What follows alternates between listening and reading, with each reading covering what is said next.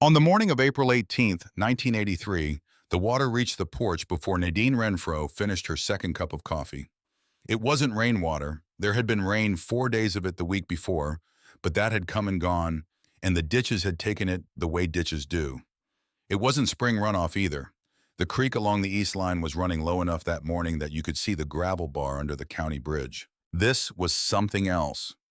It came across the field, slow and flat, and without a sound the way water moves when nothing is pushing it from behind a sheet an inch deep. And then two, carrying broken cattail stalks and a length of somebody's fence wire, and the quiet confidence of men who believed they had finally found a way to move a widow off her ground without ever having to say so out loud. Nadine stood on the top step in a pair of work boots that had belonged to her husband, size 10 and a half, and she wore two pairs of socks to make them fit. And she had been wearing them since the second week of November 1981, because they were better boots than any she had ever owned, and because a woman who has just buried a man at 41 years old does not have money for boots. She watched the water take another 20 feet of winter wheat. She had drilled that wheat herself the previous October alone, on ground she had dissed alone, and it had come through the winter better than she had any right to expect. On the 15th of April, it had been the one thing on that whole 83 acres she was proud of. She did not say anything.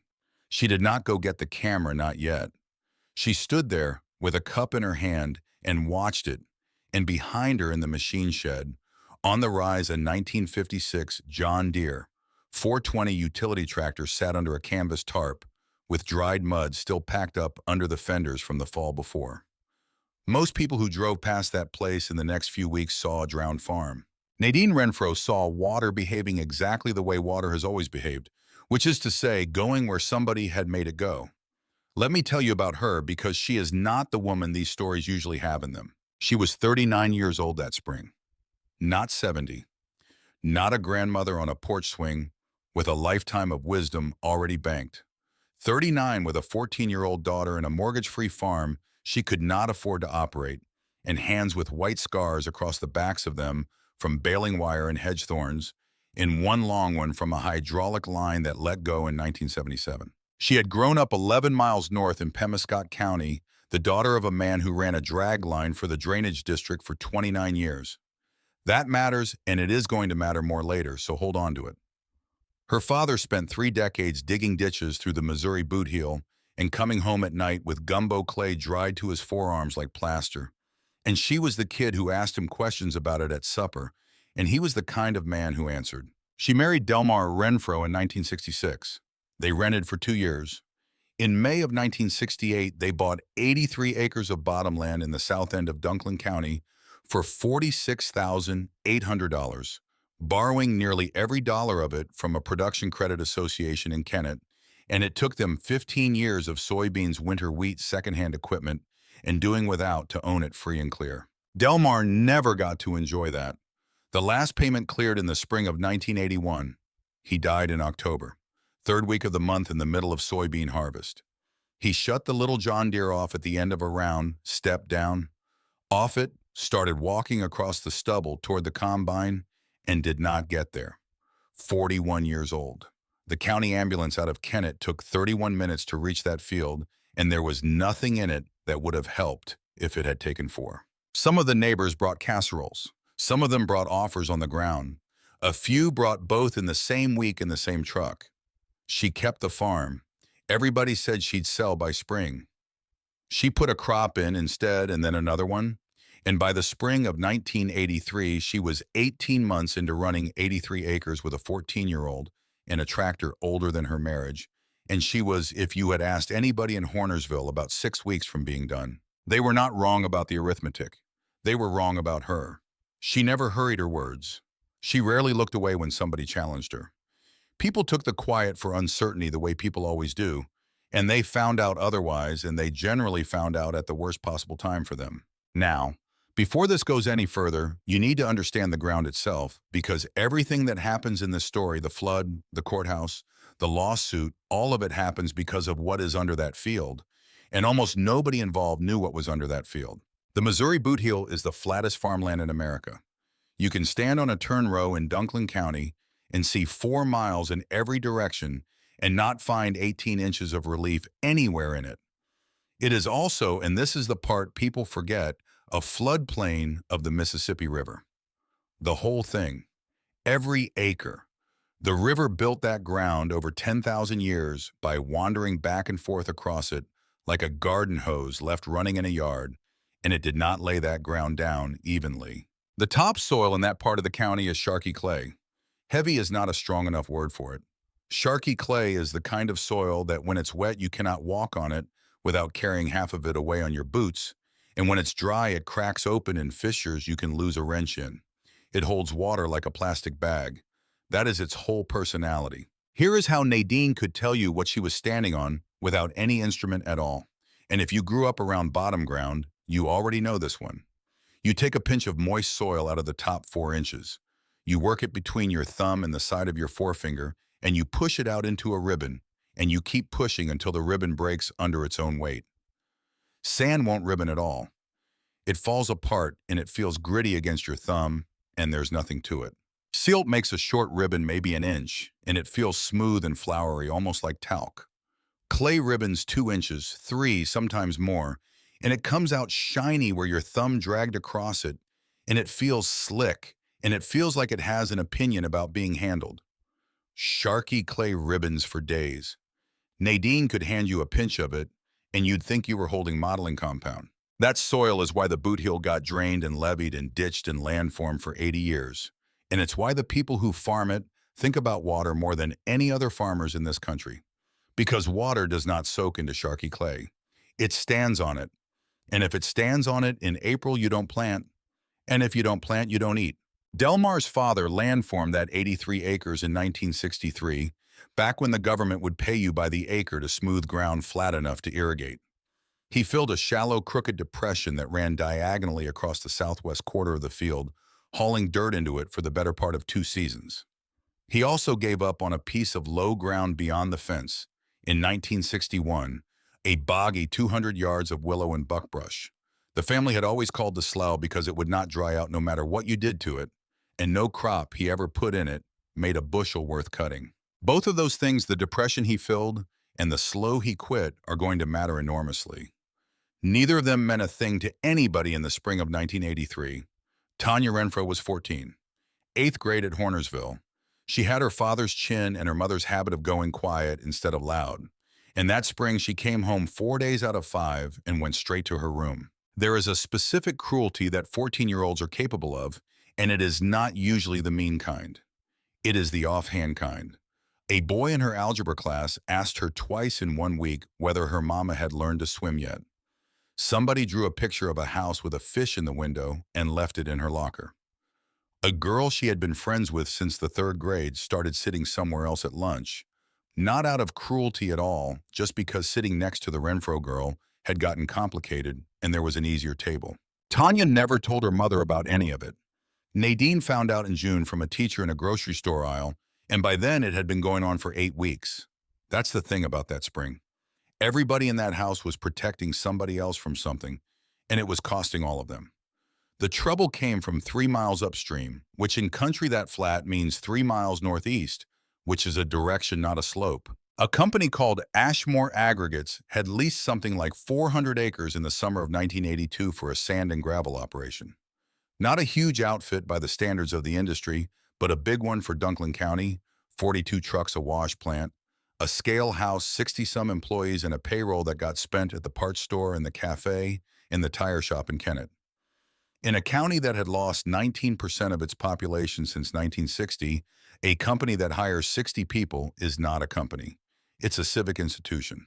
They dug below the water table, which is what you do when you're mining alluvial sand, and the pit filled, and that was fine and expected and permitted.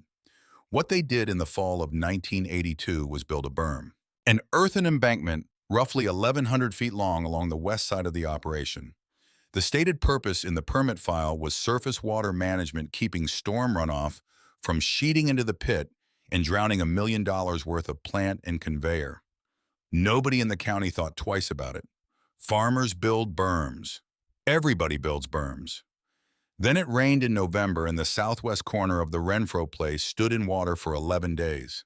Then it rained in February and it stood again. Then in March, on ground that had been dry for 2 weeks with no rain in the forecast, Nadine walked out one morning and found 40 yards of her turn row soft enough that she sank to her ankle in it. She called the county.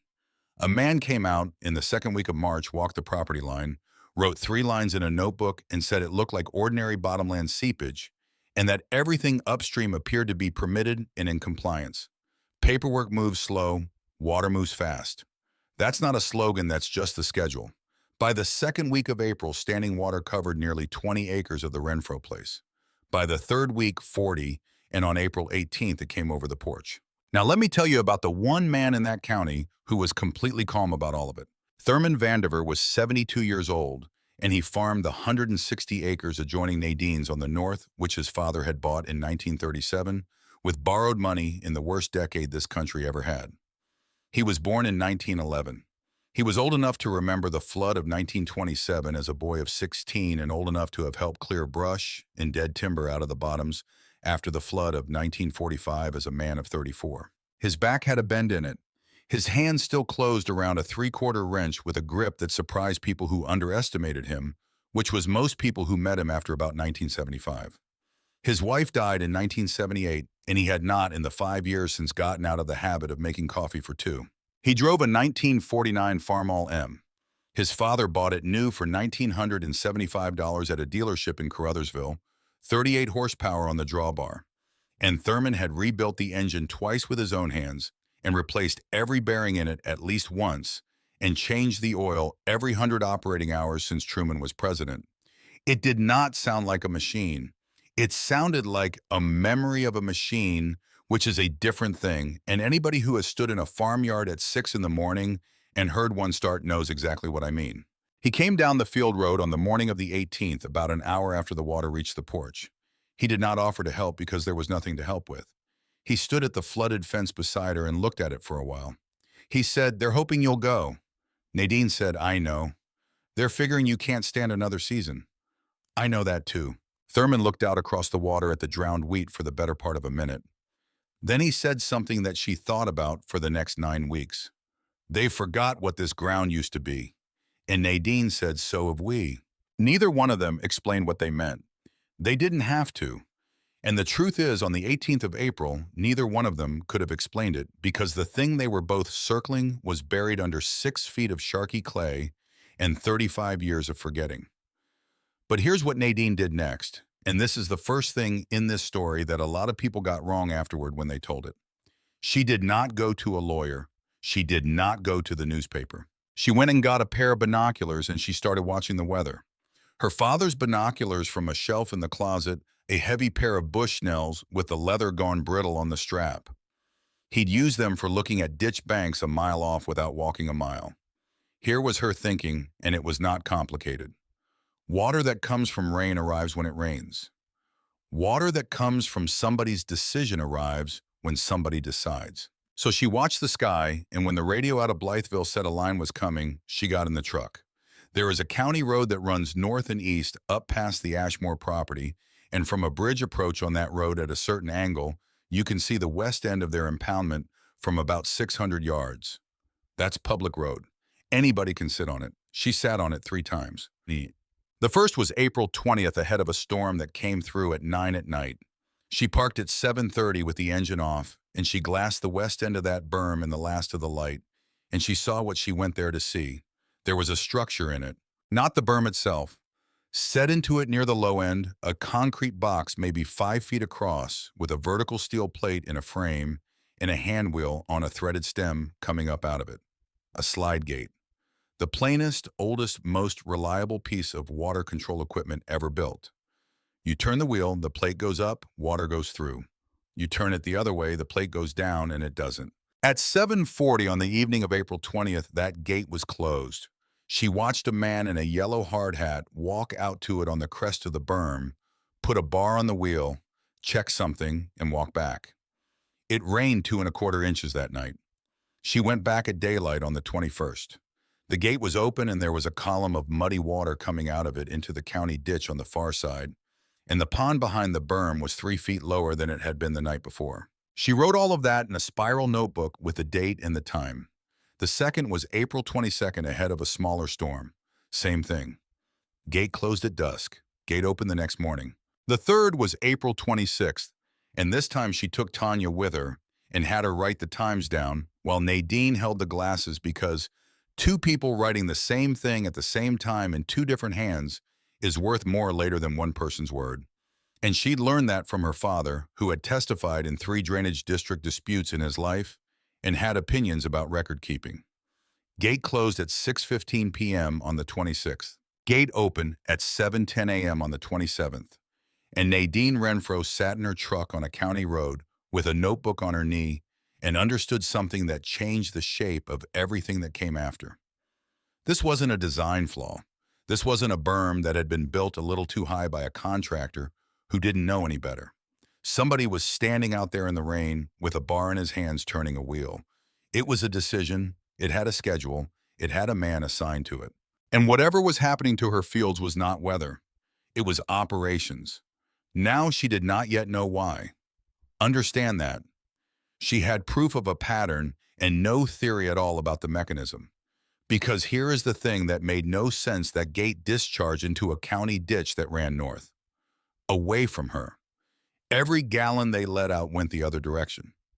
So how in the world did closing a gate 3 miles northeast put 4 inches of standing water on the southwest corner of her farm? The answer to that question was in the courthouse basement in Kennett, and she found it on the third night. She had gone to Thurman's kitchen on the 23rd and laid the whole thing out the gate, the times, the notebook, and asked him one question. She asked him whether anybody had ever mapped that ground before it was farmed. Thurman Vandiver poured her a cup of coffee. He thought about it for a good while. And then he said one sentence, and it was the only substantive thing he contributed to this entire case, and he never claimed otherwise for the rest of his life. He said, "Try the 48 box." She asked him what that meant. He said that after the flood of 1945, the county had run a drainage survey. Not the state, not the Corps, the county with its own crews on foot, and his father had walked part of it with them as a landowner witness. He said he'd been 37 years old and hadn't paid it any mind. He said he thought it got finished around 1948, and he thought they made a map, and he said he had no idea whether the county still had it or where it would be, and that was the end of what he knew. That's it. That's the whole of the advice. One sentence, no map, no theory, and an old man's honest admission that he didn't know if the thing even existed. Nadine Renfro did the rest of it herself. The Dunklin County Courthouse in Kennett has a basement, and in 1983 the basement had a records room, and the records room had a woman named Verla in charge of it who worked 8 to 4:30 and did not care for people who came in at 4:15. Nadine came in at 8. The first night she got permission to stay till 6 and found nothing but tax plats and school district boundary changes. The second night she found a run of drainage district minute books from 1927 through 1961 and read the 1948 volume front to back and found a resolution authorizing payment of $1,140 to a survey crew for reconnaissance of overflow drainage South Townships, and no map attached. The third night, Tuesday the 26th of April, the same day she'd sat on the bridge with Tanya in the binoculars, she found a wooden map case shoved behind a shelf of abstract books. 4 drawers warped, the bottom drawer swollen shut. She got it open with a screwdriver she went out to the truck for. Inside, rolled and tied with cotton string that came apart in her fingers, were 11 linen-backed sheets. The one she wanted was the 4th one down.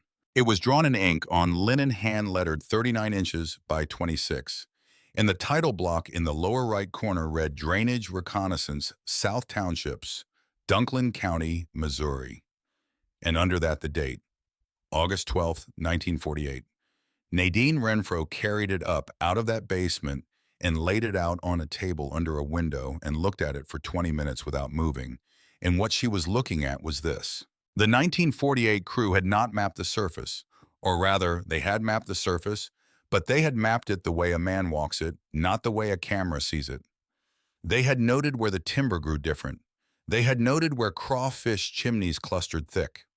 They had noted where standing water sat 3 days longer than the ground beside it.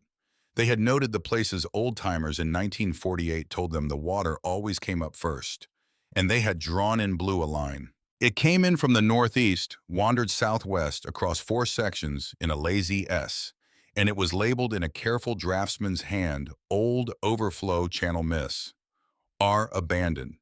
It ran directly under what was 34 years later the Ashmore Aggregates Western Berm.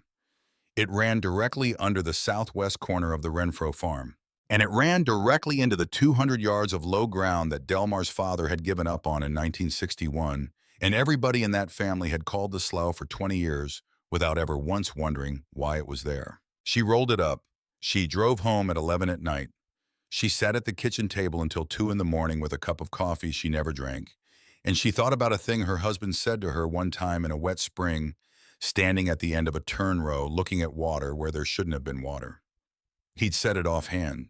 He said a lot of things offhand. He said water don't forget where it used to live. She had said something like, and gone on into the house because she was carrying groceries. And it was a Tuesday and it was 1977, and there was nothing in the world about that sentence that seemed like it was going to matter. She sat in her kitchen at 2 in the morning on the 27th of April, 1983, with a linen map from 1948 rolled up on the chair beside her, and she heard him say it again as clear as if he was standing at the sink. 2 days later, she found out what he'd meant. But before that, there was a meeting.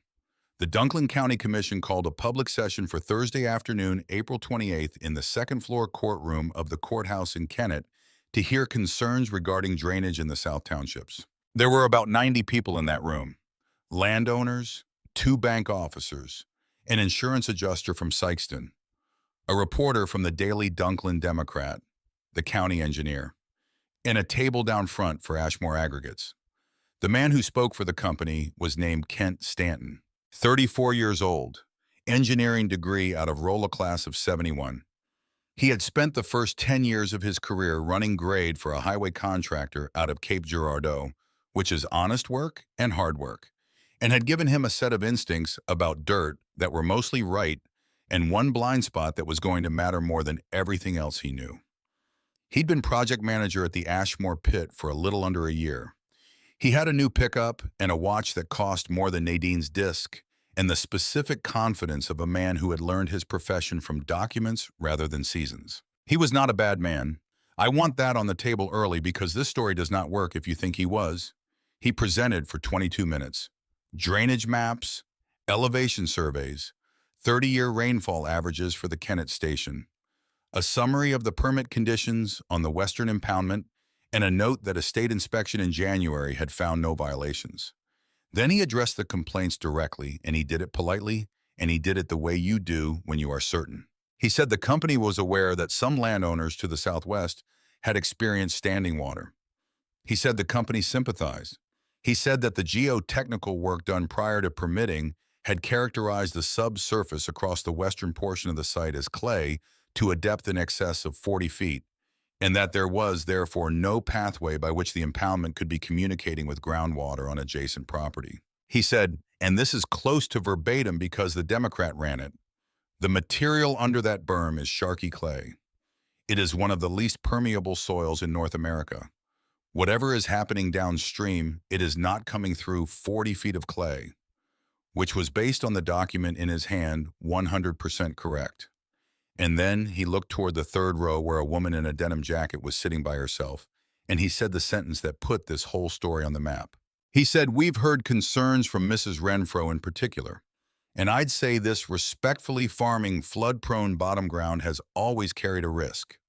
It carried it before we got here, and it'll carry it after. Given the situation, it may be worth considering whether this is the right time to sell." Several people nodded, and then somebody laughed. It came from the left side of the room, and it was not, in fairness, a cruel laugh at the start. It was the laugh of a man who has been sitting on a hard bench for 50 minutes and has just heard somebody say the obvious out loud. But another one joined it, and another. And within about 4 seconds, the second-floor courtroom of the Dunklin County Courthouse was full of the specific sound of 40 men laughing at one woman, which is a sound that does not need to be cruel to do the work of cruelty. Kent Stanton did not stop it. He didn't encourage it either. He just folded his arms and let it run, and that is the thing he was still thinking about 11 years later. Nadine Renfro stood up. She smoothed the wrinkles out of the front of her denim jacket, which took about 2 seconds and which had the effect of making everybody wait. She looked at Kent Stanton, and she said so quietly that the back half of the room leaned forward to hear it. If you're finished laughing, you might want to find out where your water's actually going. The room went down about halfway. Then she picked up a cardboard tube off the bench beside her, walked down the center aisle, unrolled 39 inches of linen-back county survey across the table in front of the commissioners, and put a salt shaker from the water pitcher tray on one corner to hold it flat. And the room went the rest of the way down. Not because anybody believed her, because a brittle hand-drawn map from 1948 landing on a table in the middle of a modern permitting fight is the single most physically interesting thing that had happened in that building in 10 years. The presiding commissioner leaned over it. The county engineer got up out of his chair and came around. Kent Stanton looked at it for maybe 15 seconds and said, "Mrs. Renfro, I don't see what a survey that old changes." And Nadine put her finger on the blue line at the northeast end and started walking it southwest. She walked it under the Ashmore property. She kept walking it. She walked it under her own farm and off the bottom edge of the sheet. And then she looked up and she said, "It changes what's under your berm." Now, let me stop the story here and explain what she was actually claiming. Because if you don't understand this, the next hour of this doesn't land. And if you do understand it, everything that happens after is inevitable. Rivers wander. Over thousands of years, the Mississippi swung back and forth across the boot heel, and every time it moved, it left its old bed behind. Those old beds got buried by the next flood silt and the next ones after that. So here is what's under a boot heel field. On top, the heavy sharky clay, the stuff the river dropped out of slow-standing floodwater, fine as face powder, tight as a drum. Under that in some places, and not others, the old channel's bands of clean, coarse, well-sorted sand, because sand is what a moving river drops in its own bed. Now think of that sand band as a pipe running under the ground. It isn't a hollow pipe, it's solid sand. But water moves through loose sand almost the way it moves through a pipe because sand is nothing but millions of tiny connected gaps and water finds every one of them. And on top of that pipe is a lid, 40 feet of sharky clay in places which holds water about as well as a truck tire. Farmers who work old floodplain ground have a way of describing that sand, and I've heard the same one from 3 states.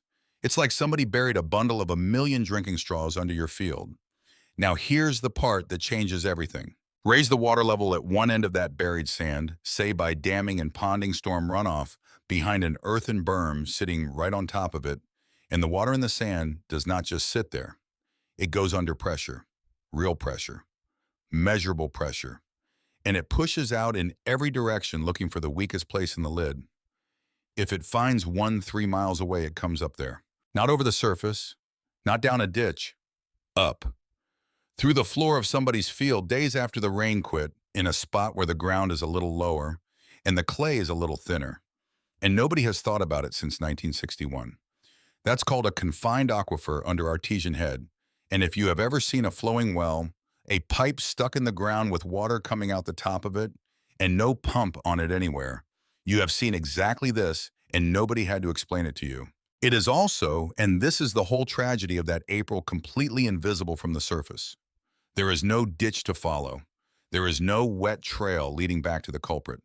There is a dry summer and a berm going up, and then months later water rising in a field that has no explanation for it.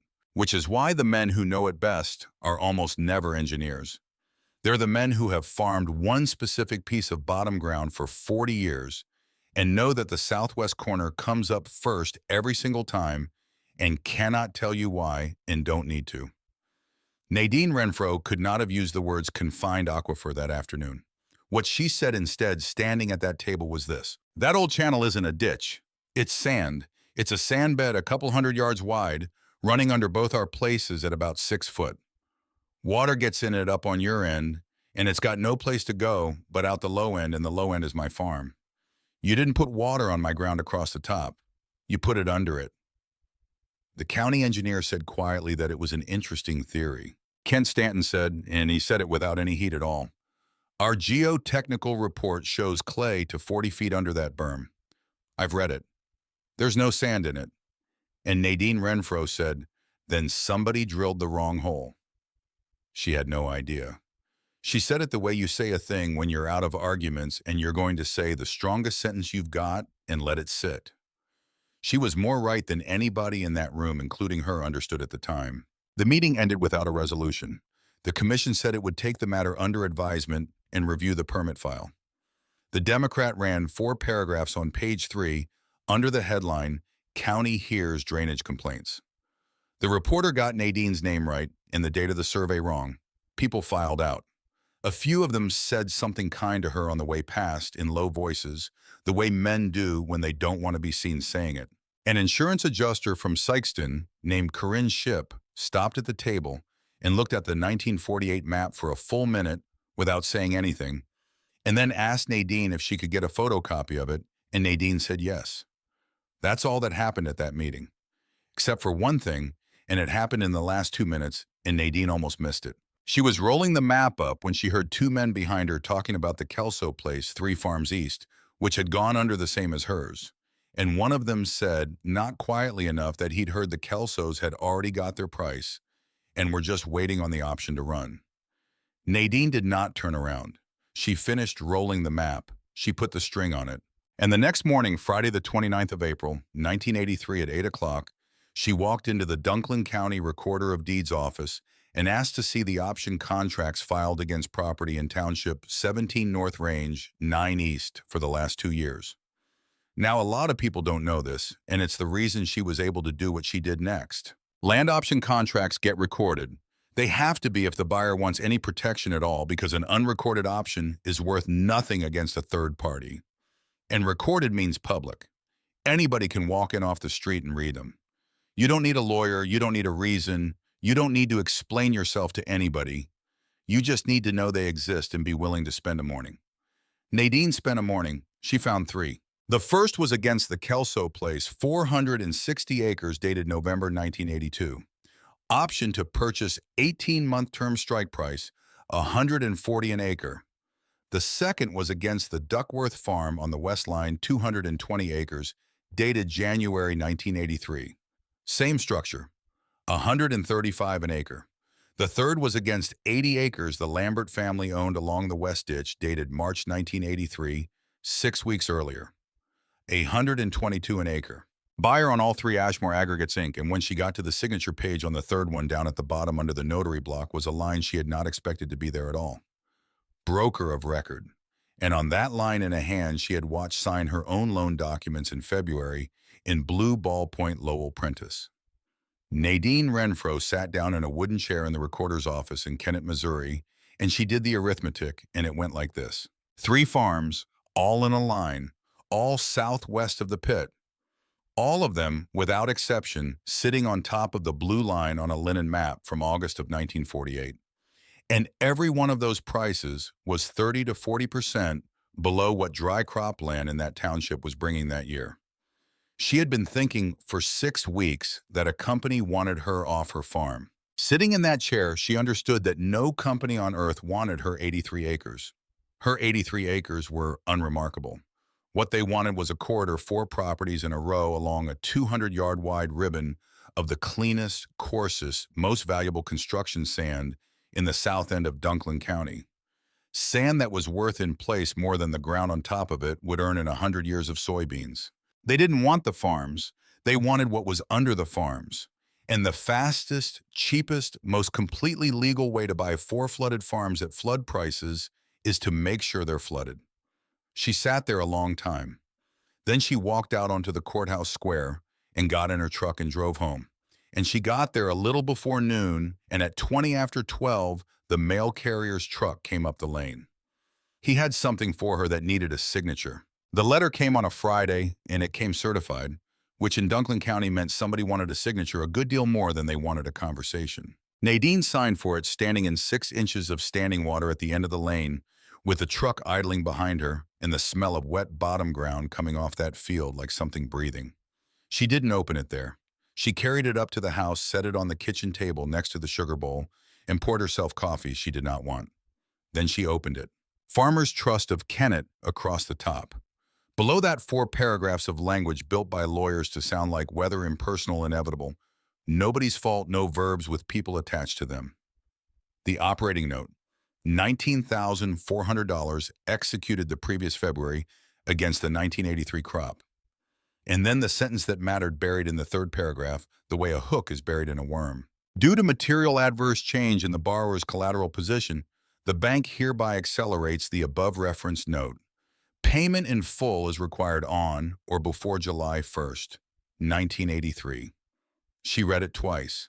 Then she looked out the window at 40 acres of water, where 40 acres of soybean ground was supposed to be, and she understood exactly what had happened. The bank had not called her note because she'd missed a payment.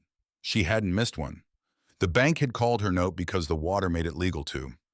Let me explain how this worked in 1983, because a lot of people don't know it, and it is the quiet engine under half the farm stories out of that decade. An operating note is not a mortgage. It's the money you borrow in February to buy seed and fuel and chemical, and you pay it back in November out of what you cut. It is secured by the crop by a plant that does not exist yet growing in a field 60 days from now. That's the deal. That's always been the deal. It's a promise written against a season. Now, when the crop is underwater, the collateral is gone. And when the collateral is gone, essentially every operating note written in this country carries a clause that lets the lender declare the whole balance due immediately. Which means a woman can do everything right, pay every note early for 15 years, never once ask for an extension, never miss a payment in her life, and still have the entire thing come due in a single spring. Not because she failed at anything, because water arrived. But there was a second signature on that note, and it's the one that actually mattered. Farmers Trust had not written $19,400 against a crop alone. In February, 3 months after she buried her husband with no operating history in her own name, no credit file that was hers, in a farm she had run for exactly one season, the bank had asked Nadine Renfro for a deed of trust on the land as additional security. She signed it at that counter on a Tuesday morning because there was no other way on God's earth to put a crop in the ground that spring. Delmar Renfro paid that farm off across 15 years. His widow pledged it back in 90 minutes. And the deed of trust she signed had an impairment clause in it, which meant the bank did not have to wait for her to default on anything at all. It only had to decide in its own judgment that the security behind the note wasn't worth what it had been. The water had already decided that for them. Down in the corner of the letter, initialed in blue ballpoint beside the loan officer's typed name, were 2 letters she had seen on 100 documents. LP, the same Lowell Prentice whose name she had read 4 hours earlier on the broker's line of 3-option contracts in the recorder's office. Nadine looked at that letter for a long while. Then she folded it and put it in the drawer with the seed receipts because she had 83 acres to walk and a daughter coming home on a bus in 4 hours. And neither of those things cared what a bank had decided.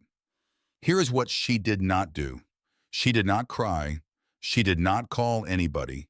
She did not drive to town to argue with a man in a lobby. She got the notebook. She wrote 2 dates at the top of a clean page. June 15th. Final plant date under her crop insurance policy. Miss it and there is no 1983 soybean crop. Not a late one, not a poor one. None. The policy simply stops covering the ground on the 16th. July 1st. $19,400. Then she drew a line down the middle of the page and started listing what she actually had. Have you ever had to write your whole life on one sheet of paper and find out how short the list is? That's a hard morning. Nadine Renfro had it on the 29th of April, 1983. There's one more person on that farm that spring who does not get enough of this story, and I want to put her in now before she matters, so you know who she is when she does. Corinne Shipp adjusted the crop loss for the insurance carrier out of Sykeston. She was in her early 50s, drove a Buick with 190,000 miles on it, and had been adjusting farm claims in southeast Missouri since 1961. She came out to the Renfro place 3 times in April and twice in May. She photographed 60 acres of standing water from 11 different angles. She measured, she staked, she wrote. And on the cause of loss line of her field report, the line that determines whether a claim gets paid and by whom and against whom, she wrote that, in her professional opinion, the proximate cause of loss on that farm was not precipitation. Her company asked her twice to soften that sentence. She left it in both times. Remember the name. She's going to matter in July. Ashmore Aggregates did not respond to the April 28th meeting for 12 days. And when they did not send Kent Stanton. They sent a resume. Dr. Adele Kroll arrived in a rented Cutlass with Illinois plates in a briefcase that had never once sat on the floor of a truck. She was 44 years old, a consulting hydrologist out of Carbondale with a doctorate and 11 publications, and the 20 minutes she spent in front of the Dunklin County Commission in special session on the 10th of May were the most professionally handled 20 minutes anybody in that room had ever witnessed. She was not rude. That was the thing about her. She never raised her voice. She never once said the widow's name in a tone anybody could have complained about afterward. She simply took the 1948 survey apart. The document, she explained, was a hand-run drainage reconnaissance prepared in August of 1948 by county crews using chain rod and level in the aftermath of the 1945 high water. It was, she said, an admirable piece of work for its era, and she meant it.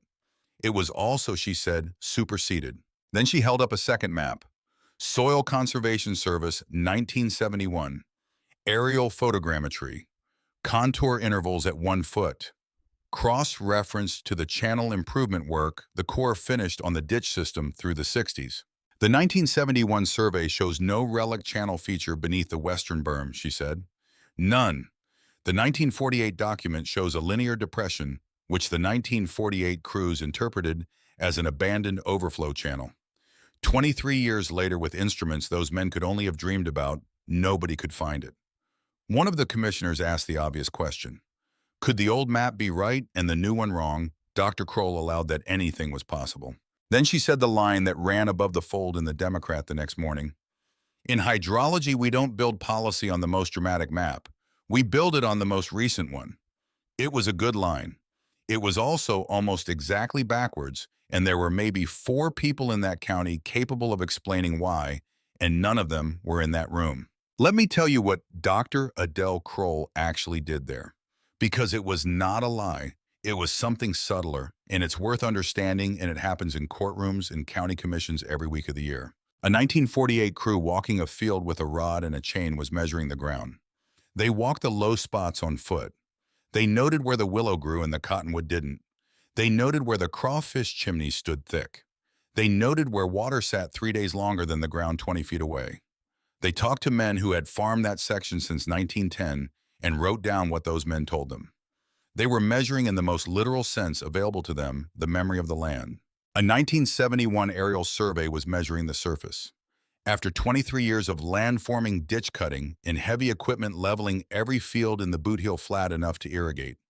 Of course, the depression was gone by 1971. Farmers had filled it. The government had paid them by the acre to fill it. Delmar Renfro's own father filled the piece that crossed his farm in 1963 with 2 seasons of hauled dirt in a borrowed pan. The channel had not disappeared. The evidence on top of it had. But that is a thing you have to say slowly to people who are willing to listen slowly. And the commission had a 40-minute agenda item in a hot room and a consultant with a doctorate. Nadine sat in the 3rd row and said nothing at all. Thurman Vandiver sat beside her with his hat on his knee, 72 years old, and he said nothing either because she had asked him not to. That was her decision, and she'd made it in his kitchen 2 nights before. They'll eat you alive in there, he told her. Probably. I could speak. My daddy walked that survey. You could. She turned her coffee cup a quarter turn on the oilcloth. And then it's an old man's story about his daddy. They'll pat you on the shoulder and thank you for coming and vote however Ashmore needs them to. He looked at her a while. And if you speak, then it's a landowner making a claim about her own ground, Nadine said, which they have to answer in writing. The old man smiled into his coffee, and he did not argue. And he never once for the rest of that spring tried to take a meeting away from her again. The town turned in the 2nd week of May, and it turned at the grain elevator, which is where things in a farm town almost always turn. Hoyt Tillery ran the elevator at Hornersville. Scale house, 2 concrete legs, a Quonset full of seed and chemical, and 40 years of ledger books in which just about every family in the south end of the county had been carried through one bad year or another. Hoyt had carried Delmar Renfro through 1974 when the beans made 12 bushel and the price went in the tank. He had carried Thurman Vandiver twice. He was not a hard man, and nobody who knew him would have called him one. Nadine came in on the 11th of May and asked to charge seed beans and a drum of chemical against fall delivery the same as she had every spring since she was 24 years old. Hoyt Tillery looked at the counter for a long moment before he answered. I can't do it, Nadine. She didn't say anything. Your notes accelerated. I called over to check. That's just what I do. You know that. If the bank forecloses in July, there's no fall delivery because there's no crop and there's no farm. I'd be putting $3,000 of seed on ground that's already spoken for. That's true, she said. And I'd be doing it with money that isn't mine. 14 other accounts on that same book. That's true too. He wanted her to fight him. You could see it on him. A man can absorb being yelled at a whole lot easier than he can absorb being agreed with. Nadine picked up her purse. Hoyt, she said at the door, when you called over there, who'd you talk to? He didn't answer. Was it Lowell? Hoyt Tillery looked out the window at the scale. He called me, he said quietly. I didn't call him. She nodded, once walked out to the parking lot and sat in her truck for maybe 30 seconds before she started it. That was the only time all spring that anybody in that county saw Nadine Renfro sit still in a vehicle without a reason. Word moves the way it moves. By the 15th, the county had sorted itself into 2 rooms without anybody announcing that a sorting was underway. The men who ate breakfast at the Hornersville Cafe at 6 were mostly on her side, because most of them had farmed bottom ground long enough to know that water does not go where the map says. It goes where it has always gone, and it does not care one bit whose name is on the deed. The men who ate lunch at the country club in Kennett at noon were mostly not because Ashmore Aggregates had 42 trucks and a payroll and had just agreed to rock 2 miles of county road at cost, and because a widow with a flooded farm was in the arithmetic of a shrinking county, a small number. Both rooms thought they were being reasonable. That's the part people forget about a town turning on somebody. From the inside, it almost never feels like cruelty. It feels like arithmetic. Now, in a few minutes, you are going to watch a 39-year-old widow drive a hand-built steel probe into her own flooded field and pull up something out of that ground that had no business being there, and then hand it to the man who stood in a courthouse and told 90 people she ought to sell. But before that happens, you need to understand what she was actually looking for and how she went about it, because it is the entire case, and it cost about $11. Nadine Renfro built the probe herself in the machine shed on the 16th of May. Half-inch galvanized conduit, 3 10-foot sticks, threaded couplings, a garden hose fitting brazed onto the top, and the bottom end crimped and cross-drilled. Delmar's welder. His hood, his gloves, his rod out of a can with a lid rusted onto it. She had not struck an arc since the fall of 1981. The first 2 beads were ugly and she ground them off, and the third one was fine. She pulled it with the little John Deere and 100 feet of garden hose off the hydrant at the shed. Here is how a jetting probe works, and it is the cheapest piece of subsurface science ever invented by anybody. You run water down the inside of the pipe under pressure.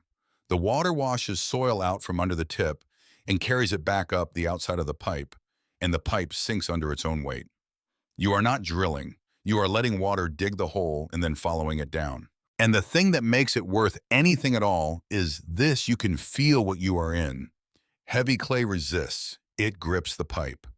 The return water comes up gray-brown and slick as paint, and you have to work the pipe up and down and lean on it to make an inch. Sand releases. The pipe drops. It just goes sometimes a foot at a time, sometimes 2, and the return water comes up cloudy and gritty, and if you catch a bucket of it and let it stand 10 minutes, it lays down a layer on the bottom with a texture you can grind between your finger and your thumb. She ran 11 holes between the 16th of May and the 19th. She logged every one of them: depth to change, color of the return, feel, date and time of day. She marked their positions on a plat she'd traced by hand off the 1948 survey at the kitchen table with a pencil and a straight edge, and she numbered them 1 through 11. Thurman Vandiver came over for 9 of the 11. He stayed on the field road. That was the arrangement, and it was hers, not his. He offered twice to take the probe, and she told him no both times, and the second time she told him why. If it's your hands on it, Thurman, it's an old man's hunch, she said. If it's mine, it's a landowner's record. So he stood on that road in rubber boots with the Farmall M idling behind him, and when she yelled at depth, he yelled back what his father had told him about that corner of that section 40 years earlier. And she wrote down both, and he did not say one word more than that. That's what an advisor is. He's a man who knows when the work isn't his. Hole number 7 was run on the afternoon of the 17th of May at the southwest corner, where the flooded ground came up against the old farm levee, the one built at the end of the 1940s, the same era as the survey which nobody had thought about in 30 years. It went down through 4 feet 6 inches of sharky clay so tight it took her 22 minutes. And then at 6 feet 2 inches, the pipe dropped 14 inches in about a second and a half and damn near took her off her feet. The return water changed color while she was still catching her balance. She caught 2 gallons of it in a 5-gallon bucket and let it sit while she ran the pipe another 3 feet and hit the same thing again at 9.5. When she came back to the bucket, there was 1.5 inches of sand laid down in the bottom of it. Clean, coarse, well-sorted, rounded grains the way grains get rounded when a river has rolled them for a couple hundred miles. River sand, the kind of sand a man hauls in on a truck to make concrete out of. 6 feet under a sharky clay soybean field in Dunklin County, Missouri, where there is no sand at that depth on any soil survey the federal government ever printed on that township. Nadine Renfro stood in her own flooded field with a bucket in her hand and knew completely and finally that she was right. And she also knew standing right there that being right by itself was worth exactly nothing. Kent Stanton came out on the 20th of May. He came alone, which was the first interesting thing about it. No consultants, no rolled blueprints, nobody with a laser level. He parked at the end of the lane in a truck that was still too new for that road and walked out to her across the levee ridge in dress boots that were about to stop being dress boots. 3 weeks earlier, he had stood in a courthouse and let a room laugh. He said, "Mrs. Renfro, I'd like to see whatever it is you think you have." She didn't answer him. She reached into the bucket in the back of the truck, took out a double handful of wet sand and held it out toward him. He looked at it. "Take it," she said. He put his hands out and she poured it into them, and it was heavy and it was cold, and it started running out between his fingers immediately the way sand does. "That's sand," he said. "It is." So it came up out of the ground under my beans at 6'2". She wiped her hands on her jeans. "There's no sand at that depth in this section, Mr. Stanton. There's sharky clay, and then there's more sharky clay. You can go look at every soil survey the government ever printed on this county, and you will not find a sand lens under Section 14. Kent Stanton stood there with both hands full of her evidence and did not say one word. "Your consultant told the commission the channel isn't there because a 1971 airplane couldn't see it." Nadine's voice never went up. It did not go up one time that entire spring, which is a large part of why people remembered it. "That airplane was photographing a field my husband's daddy filled in with a pan in 1963. Of course it couldn't see it." She pointed down at his hands. "That's what's under it." Kent let the sand fall. He brushed his palms together slowly twice and looked out across 40 acres of standing water at a line of drowned fence posts going off toward the west ditch, and something in his face changed in a way that Nadine noticed and did not comment on. "I'd like a copy of your probe log," he said. "You'd like a copy of my probe log?" "Yes, ma'am." "So you can hand it to Dr. Kroll and have it taken apart in front of the commission." "Maybe," he said, and then, or maybe not. She looked at him for a long moment. Then she went to the truck, came back with the spiral notebook, tore out 11 pages, and gave them to him. "Have you ever handed the only thing you had to the one person most likely to use it against you? Not because you trusted them, because you had run out of other people to hand it to. That isn't courage exactly. That's closer to arithmetic, too." The Dunklin County Commission met on the 24th of May and voted 2-1 to accept Dr. Kroll's report and take no further action on the Renfro complaint. The finding ran 3 paragraphs. It said the 1948 reconnaissance was of historical interest, but had been superseded by more modern survey work. It said the western berm met all applicable permit conditions and that the January inspection found no violations. And it said the commission encouraged the parties to resolve the matter privately. That last sentence is the one Nadine underlined when she got home. Encourage the parties to resolve the matter privately. There were 2 parties. One of them had 42 trucks and a doctorate on retainer. The lawsuit came 4 days later, and it did not come for her. It came for Thurman Vandiver. Ashmore Aggregates Incorporated versus Vandiver. Tortious interference with business expectancy. The petition alleged that the defendant, a 72-year-old adjoining landowner, had made repeated and knowingly false statements regarding subsurface conditions to county officials, county employees, and third parties, resulting in delay and disruption of a permitted commercial operation and consequential damages. They asked for $41,000. Now listen to what that lawsuit actually was, because it was never about the money, and every single person involved understood that. Ashmore could not sue Nadine Renfro. She was the injured landowner. Suing her would have looked precisely like what it was, and it would have handed her a counterclaim, a courtroom discovery, and a Dunklin County jury pool made up almost entirely of people who farm bottom ground. So they sued the old man standing next to her, $41,000 against a man who farmed 160 acres and drove a tractor his father bought in 1949. It was not a demand for payment. It was a message, and the message was addressed to every single person in that county who might have been thinking about standing anywhere near Nadine Renfro in public. It worked too. Attendance at the Hornersville Cafe got noticeably thin that week. Thurman hired a lawyer out of Poplar Bluff on the 30th of May and paid a $5,000 retainer. He did not have $5,000. What he had was 11 acres on the north end of his place, along the county road, the highest, driest ground he owned, the piece his daddy always said was the only part of that farm you could ever build a house on. He sold it to a man from Campbell for $6,200, and he did not tell a living soul. And Nadine Renfro did not find out about it until the middle of September. Let me tell you about Thurman Vandiver. He had never held an office. He had never sued anybody or been sued.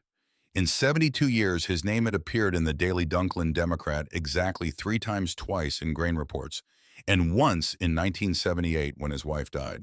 On the 28th of May, 1983, it appeared on the front page under the word defendant. He read the paper at his kitchen table. He folded it in half and set it on the counter. Then he went out and greased the farm all because it was 8 o'clock in the morning, and that was the 8 o'clock work. Some men fall apart. Some men do the 8 o'clock work at 8 o'clock. The foreclosure notice went up on the 2nd of June. Lowell Prentice did it by the book, and that was the whole thing about Lowell Prentice. He never once in his life did anything that was not by the book. Notice of intent to foreclose under the deed of trust, posted at the courthouse door in Kennett, published in the legal section of the Democrat for 3 consecutive weeks sale date, set for the 2nd Tuesday in August. 83 acres, bottomland, bordered by a shallow creek. Improvements dwelling machine shed grain bin. Nadine drove to town and read it on the courthouse door with a dozen people watching her read it. Then she walked across the square to Farmers Trust and asked to see Lowell Prentice and was told he was in a meeting. She waited an hour and 10 minutes in that lobby. He came out at 4:30 because the bank closed at 4:30 and there was nowhere else in the building for him to be.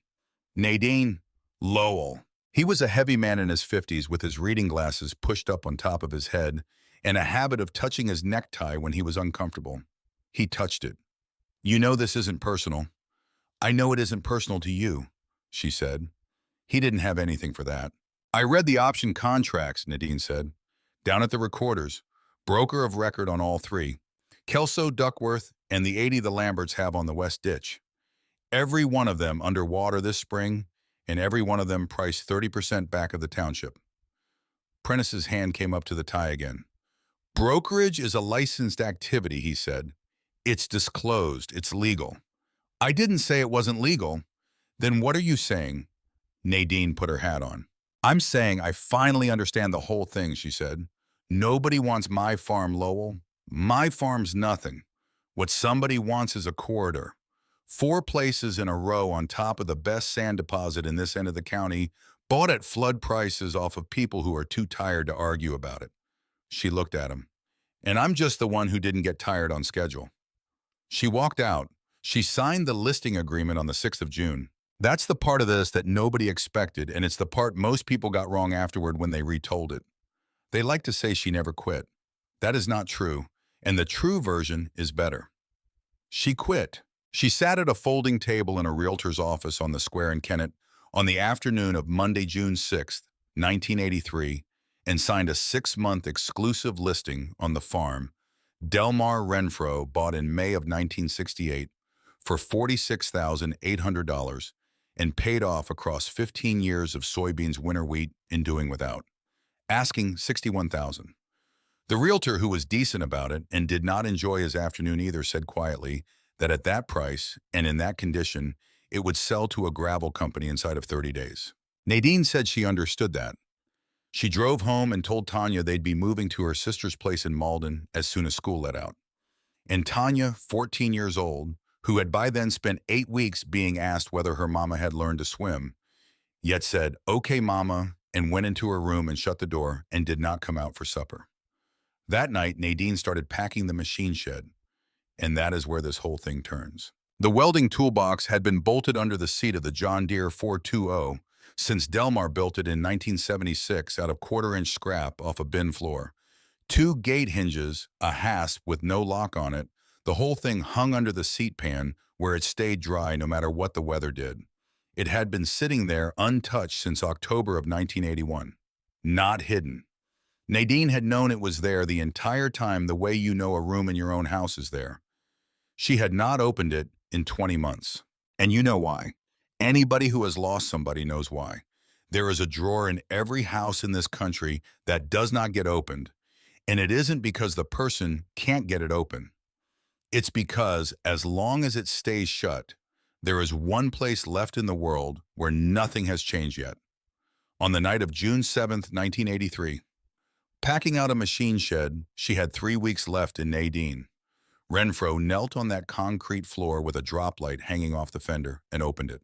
Rod, gloves, a wire brush, a spare set of ignition points still in the little box part number written on the lid in his handwriting. And underneath all of it, lying flat on the bottom, a manila envelope gone soft at the corners from 4 years of shed air. Inside the envelope, a carbon copy of a typed letter, 2 pages, a green postal return receipt card, and a quart mason jar with a zinc lid. The letter was dated March 19, 1979. It was addressed to the Dunklin County Commission, Kennett, Missouri. It was signed Delmar A. Renfro in ballpoint over the typed name. And it started the way a farmer starts a letter when he isn't sure anybody's ever going to read it, by apologizing for the length before he has written anything at all.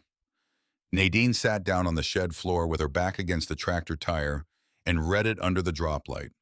He wrote that he had farmed the same 83 acres for 11 years. He wrote that beginning around 1976, he had noticed water rising in the southwest corner of Section 14 in years with no unusual rainfall, sometimes 2 weeks after a rain, sometimes when the creek was running low. He wrote that he had probed the ground himself with a length of pipe and found coarse sand at approximately 6 feet.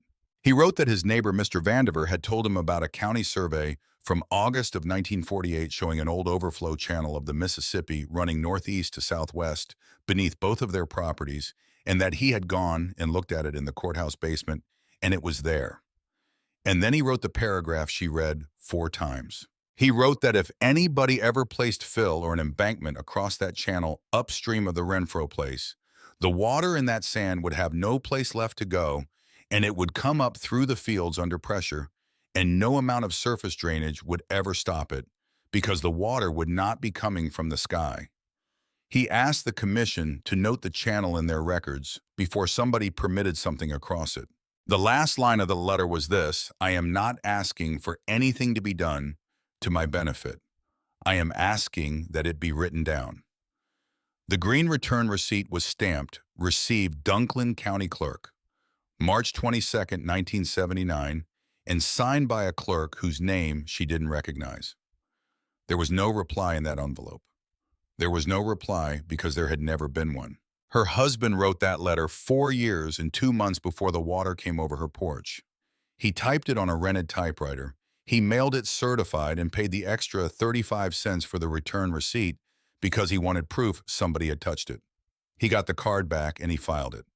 And then a county that had a great deal going on that spring put it in a folder, and Delmar Renfro put his carbon copy in a welding box under a tractor seat and went back to work and never mentioned it to anybody again, because there was nothing else to be done about it. And he was not a man who talked about things there was nothing to be done about. The mason jar had about 2 inches of sand in it, dry, clean, coarse, rounded, 4 years old, and wrapped around the jar and held on with a rubber band gone stiff and cracked was a strip of feed sack paper with 8 words on it in pencil In Delmar Renfro's blocky, careful, right-handed print, "Water don't forget where it used to live." Nadine Renfro sat on the floor of that machine shed for a long time. I have told a lot of stories about people finding something after somebody dies. It's usually money. Sometimes it's a deed. Sometimes it's a letter that explains a thing that never got explained. This was none of those. What she found on the 7th of June was that she had not started this fight. She had walked into the middle of one that her husband started 4 years earlier and lost quietly by himself without ever telling her a word about it. He didn't tell her because he didn't want her carrying it. He was 39 years old when he wrote that letter with a wife and a 10-year-old and a note at the PCA, and he decided that the right thing to do with a warning nobody answered was to fold it up and put it under a tractor seat and not put it on her. And that is a particular species of grief that does not have a good name in the English language, finding out that somebody protected you from something you would have been better at fighting than he was. She sat there until the drop light got hot enough to smell. Then she got up, took the manila envelope in one hand, in the mason jar in the other, walked up to the house, sat down at the kitchen table, and pulled the listing agreement out of the drawer she'd put it in the day before. She read it through once, then she tore it in half and in half again and dropped the pieces in the trash can under the sink. It was 11:40 at night on the 7th of June, 1983. She had 8 days until the final plant date and 23 days until $19,400 came due, and she had less money in the world than she'd had in April. And for the first time since the water came over that porch, Nadine Renfro was not defending anything. If you have ever had the moment where losing stopped being the thing you were afraid of, I'd like to hear about it. Tell me down in the comments. Those are the ones I read twice. Kent Stanton found it on the 9th of June in a file room in a leased office building in Kennett at 9:40 at night with the door locked and the blinds pulled down. He had been at it 4 days, ever since he stood in a flooded field with 2 hands full of somebody else's sand. Here is what he was looking for. Every aggregate operation in Missouri that excavates below the water table has to file a geotechnical report with the state. Boring log soil classification, groundwater observations. Laboratory results, the whole package stamped by a licensed engineer. Ashmore had filed theirs in November of 1981, prepared by a firm out of Memphis and Kent, had read the state copy a dozen times since April because it was the single document that said the western berm was fine. The state copy ran 41 pages. On the 9th of June, going through a banker's box of pre-permit working files that had followed the project up from the Memphis office 2 years earlier, Kent Stanton found the transmittal draft. It ran 42. The extra sheet was numbered 14. It was the boring log for hole B7 drilled on the 6th of October, 1981 on the west side of the pit. The exact ground the western berm was built across 11 months later. The log showed stiff clay down to 5 feet 9 inches, and then from 5 feet 9 to 14 feet 2, it showed SP, poorly graded sand, fine to coarse, rounded, saturated, standing water in the hole. And over in the remarks column typed by some field engineer in Memphis who had no earthly idea what he was typing into history were 4 words: possible relic channel deposit. Kent sat down in a folding chair in that file room and laid the state copy and the working draft side by side on a table. Page 13 in both, identical. Page 14 in the draft was B7. Page 14 in the state filing was the next log B8 renumbered. And when he checked the running footer, the page count had been retyped. Not photocopied over, retyped on a different machine with the letter E sitting slightly high. Somebody had pulled one sheet of paper out of a 42-page report, renumbered everything behind it, retyped the footers, and filed the short version with the state of Missouri. And then a permit had been issued on the basis of a document with no sand in it. And then a company had built an earthen embankment directly across a buried river channel and had been genuinely, sincerely, completely astonished when water started coming up in a widow's field 3 miles down the county. Let me be plain about something because this is where a lot of these stories go wrong. Kent Stanton was not a villain. He was 32 years old and running grade for a highway contractor in Cape Girardeau when that report was filed in 1981. He had been at Ashmore 14 months. He had stood up in a courthouse in April and told a woman that flood-prone ground carries a risk and that she ought to consider selling, and he had believed every word of it because the document in his hand said clay to 40 feet, and it had a licensed engineer's stamp in the corner. That's how it almost always is. It is hardly ever a room full of people deciding to drown somebody. It's one man pulling one page in 1981 and 40 other people doing their jobs correctly on top of it for 2 years. Kent made 3 photocopies of page 14. He put one in his truck. He put one in a safe deposit box at a bank that was not Farmers Trust of Kennet. And he put the third one in an envelope that he did not mail. He didn't mail it because mailing it was the easy version. An envelope is a thing a man can do at night with the blinds down and never have to look anybody in the face about. The version that was actually going to cost him something was going to have to happen out loud in a room with his own employer's consultant, sitting 8 feet away, and 2 witnesses from state government at the same table. He did not know that yet. He'd know it in 8 days. Nadine Renfro walked into the Dunklin County Clerk's office at 8:15 on the morning of Friday, June 10th, with a manila envelope under her arm. She did not ask for the commission. She did not ask for a hearing. She did not ask for a lawyer. She asked the clerk for the file stamp log for March of 1979. Now, here is a thing about county government that almost nobody outside of it understands, and it is the hinge that this entire story swings on. A county commission is allowed to be wrong. It can vote wrong. It can hire the wrong consultant. It can read the wrong map and reach the wrong conclusion and issue a permit it shouldn't have. Being wrong is not by itself a liability. That is what elections are for. But notice is a different animal entirely. When a governmental body receives written notice of a specific hazard at a specific location on a specific piece of ground and files it and takes no action, and then 4 years later issues a permit for construction directly across that exact hazard, that is not a mistake anymore. That is a documented failure to act on known information. And if the thing you were warned about goes on and hurts somebody, there is not a lawyer in 3 states who won't read that 1979 letter out loud to a jury slowly, 1 paragraph at a time. Nadine laid Delmar's letter on the counter. Then the green return receipt with the county's own stamp across it. Then she asked for the March 1979 file log, and the clerk brought it, and Nadine opened it to the 22nd, where a clerk 4 years gone had entered it in longhand. Renfro D. A correspondence redrenage. Section 14 to Commissioner. Received. Logged. Never answered.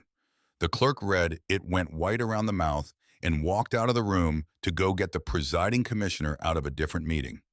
The presiding commissioner read it standing up, which is how you can always tell a man is understanding something faster than he wants to. Then he asked Nadine Renfro in a voice she described afterward as extremely polite, whether she had provided a copy of this letter to anybody else. And Nadine Renfro, 39 years old in her husband's work boots, with 83 acres underwater, a foreclosure sale set for the second Tuesday in August, and 21 days until her note came due, said not yet. The county ordered core drilling that afternoon. Not a review, not a study, not a request for a proposal. Drilling with the county's own money on an emergency purchase order signed at 4 o'clock by a rig out of Sykeston that was on the ground at 7 the next morning. They drilled 4 holes along the landward toe of the Ashmore Western Berm on the 11th and 12th of June. Every one of them found the same thing. Stiff, sharky clay from the surface down to somewhere between 5 and 6 feet. And then sand. Clean, coarse, saturated, rounded sand running from roughly 6 feet down to 14 in a band about 230 yards wide, oriented northeast to southwest, which is to say exactly where a hand-drawn linen map dated August 12, 1948, said an abandoned overflow channel of the Mississippi River ran, and exactly where a boring log dated October 6, 1981, said possible relic channel deposit on a page that never reached Jefferson City. But it was not the sand that emptied the color out of that levee. It was the last measurement. They set a standpipe in hole 3 on the dry side of the berm. Just a length of pipe open at the bottom, grouted through the clay, so nothing could leak down alongside it, screened only in the sand. That's called a piezometer. It is the simplest instrument in all of geotechnical engineering, and it does exactly one thing. It tells you how hard the water down there is pushing. Water rose in that pipe to 4 feet 3 inches above the ground surface. Above it. Standing in the air in a pipe in the middle of a soybean field with no pump anywhere on the property. Let me explain what that means, because this is the moment where this story stops being about one farm and starts being about 788 people. Go back to the buried sand in the clay lid. Raise the water at the upstream end by ponding runoff behind an 1,100-foot berm sitting on top of it, and every year add a little more. And the water down in that sand goes under pressure, and it pushes out in all directions, looking for the weakest spot in the lid. 4 feet 3 inches above ground surface means that 3 miles from the pit, the water in that buried channel was pushing up against the underside of Nadine Renfro's field, hard enough to stand a column of water 4 feet in the air if you gave it a pipe to stand in. It also means the water that drowned her farm never once came over the top of anything. It came up through the floor. And here is the part that made a drilling foreman out of Sykeston take his hard hat off on the morning of the 12th of June and stand there holding it in both hands. A levee, any levee anywhere in the world, does not usually fail by water coming over the top. That's how it looks in the movies. It's the rare case. Levees fail from underneath. It's called underseepage, and then it's called piping, and it goes like this. Pressurized water down in a sand layer finds a weak point on the dry side of the embankment and starts moving up through it. As it moves, it picks up a few grains of sand and carries them along. Those grains leave behind a channel that is very slightly wider than it was. A wider channel moves more water. More water carries more sand. More sand makes a wider channel. On the surface, what you see is a little cone of wet sand, maybe 6 inches across, bubbling gently like a spring in a pasture. Farmers up and down the Mississippi have had a name for that for 100 years. A sand boil. A sand boil is not a leak. A sand boil is an embankment eating itself from below 1 grain at a time. And when that channel finally connects all the way through, the levee does not crack, and it does not seep, and it does not give you a warning. It collapses in about 90 seconds. That foreman found 11 sand boils along the landward toe of the Ashmore Western Berm on the morning of June 12th. 2 of them were flowing hard enough to have built cones of sand 9 inches high.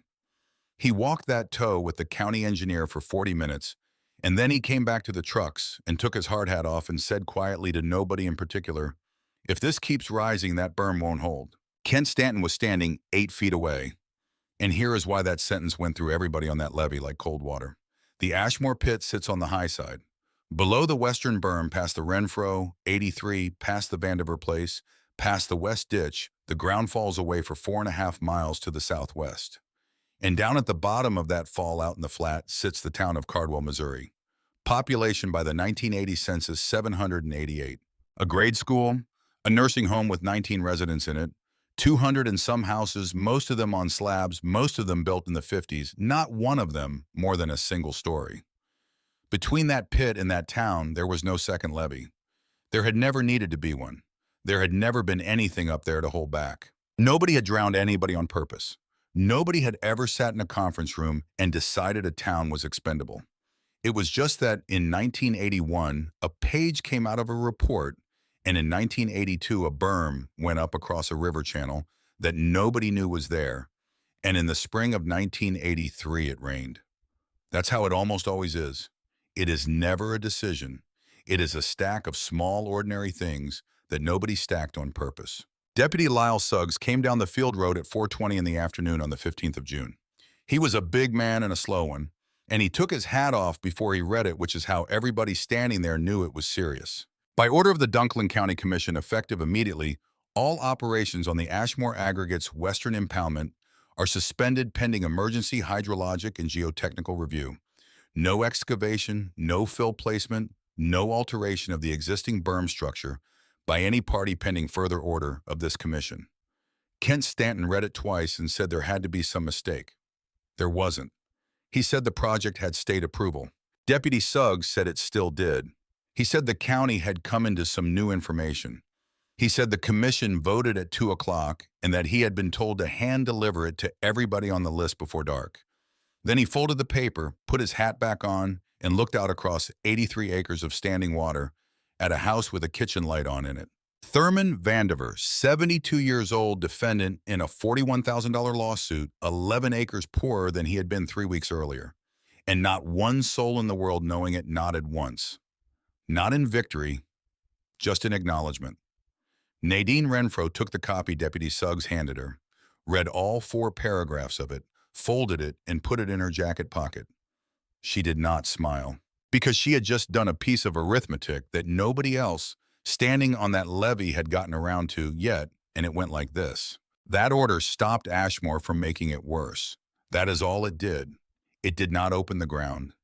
It did not release one single gallon of pressure out of that buried channel.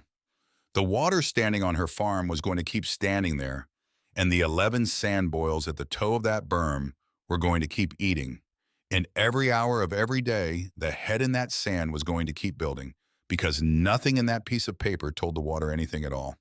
It was the 15th of June. The final plant date on her crop insurance policy expired at midnight. There would be no 1983 soybean crop on the Renfro place. Not a late one. Not a poor one. None. The note came due in 16 days. The order in her jacket pocket had proved her right publicly, officially in writing, with the county's own drill rig and the county's own money. And it had arrived exactly one growing season too late to save a single thing she owned. Have you ever gotten the thing you asked for on the exact day it stopped being able to help you?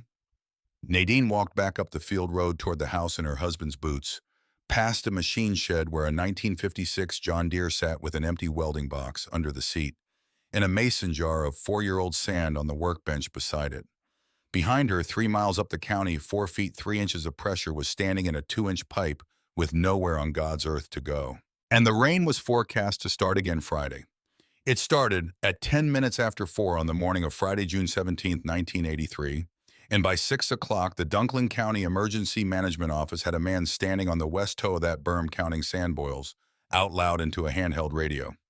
He got to 19 and quit counting. Not because there weren't more, because the 2 big ones down at Station 4+50 had grown cones of sand 14 inches high overnight, and they were not seeping anymore. They were running. Nadine Renfro was already up. She'd been up since 3 every night that week, sitting at the kitchen table with a mug going cold in front of her, and Delmar's 1979 letter flattened out under a mason jar of sand, because that jar was the only paperweight in the house that meant anything. At 6:40, the phone rang.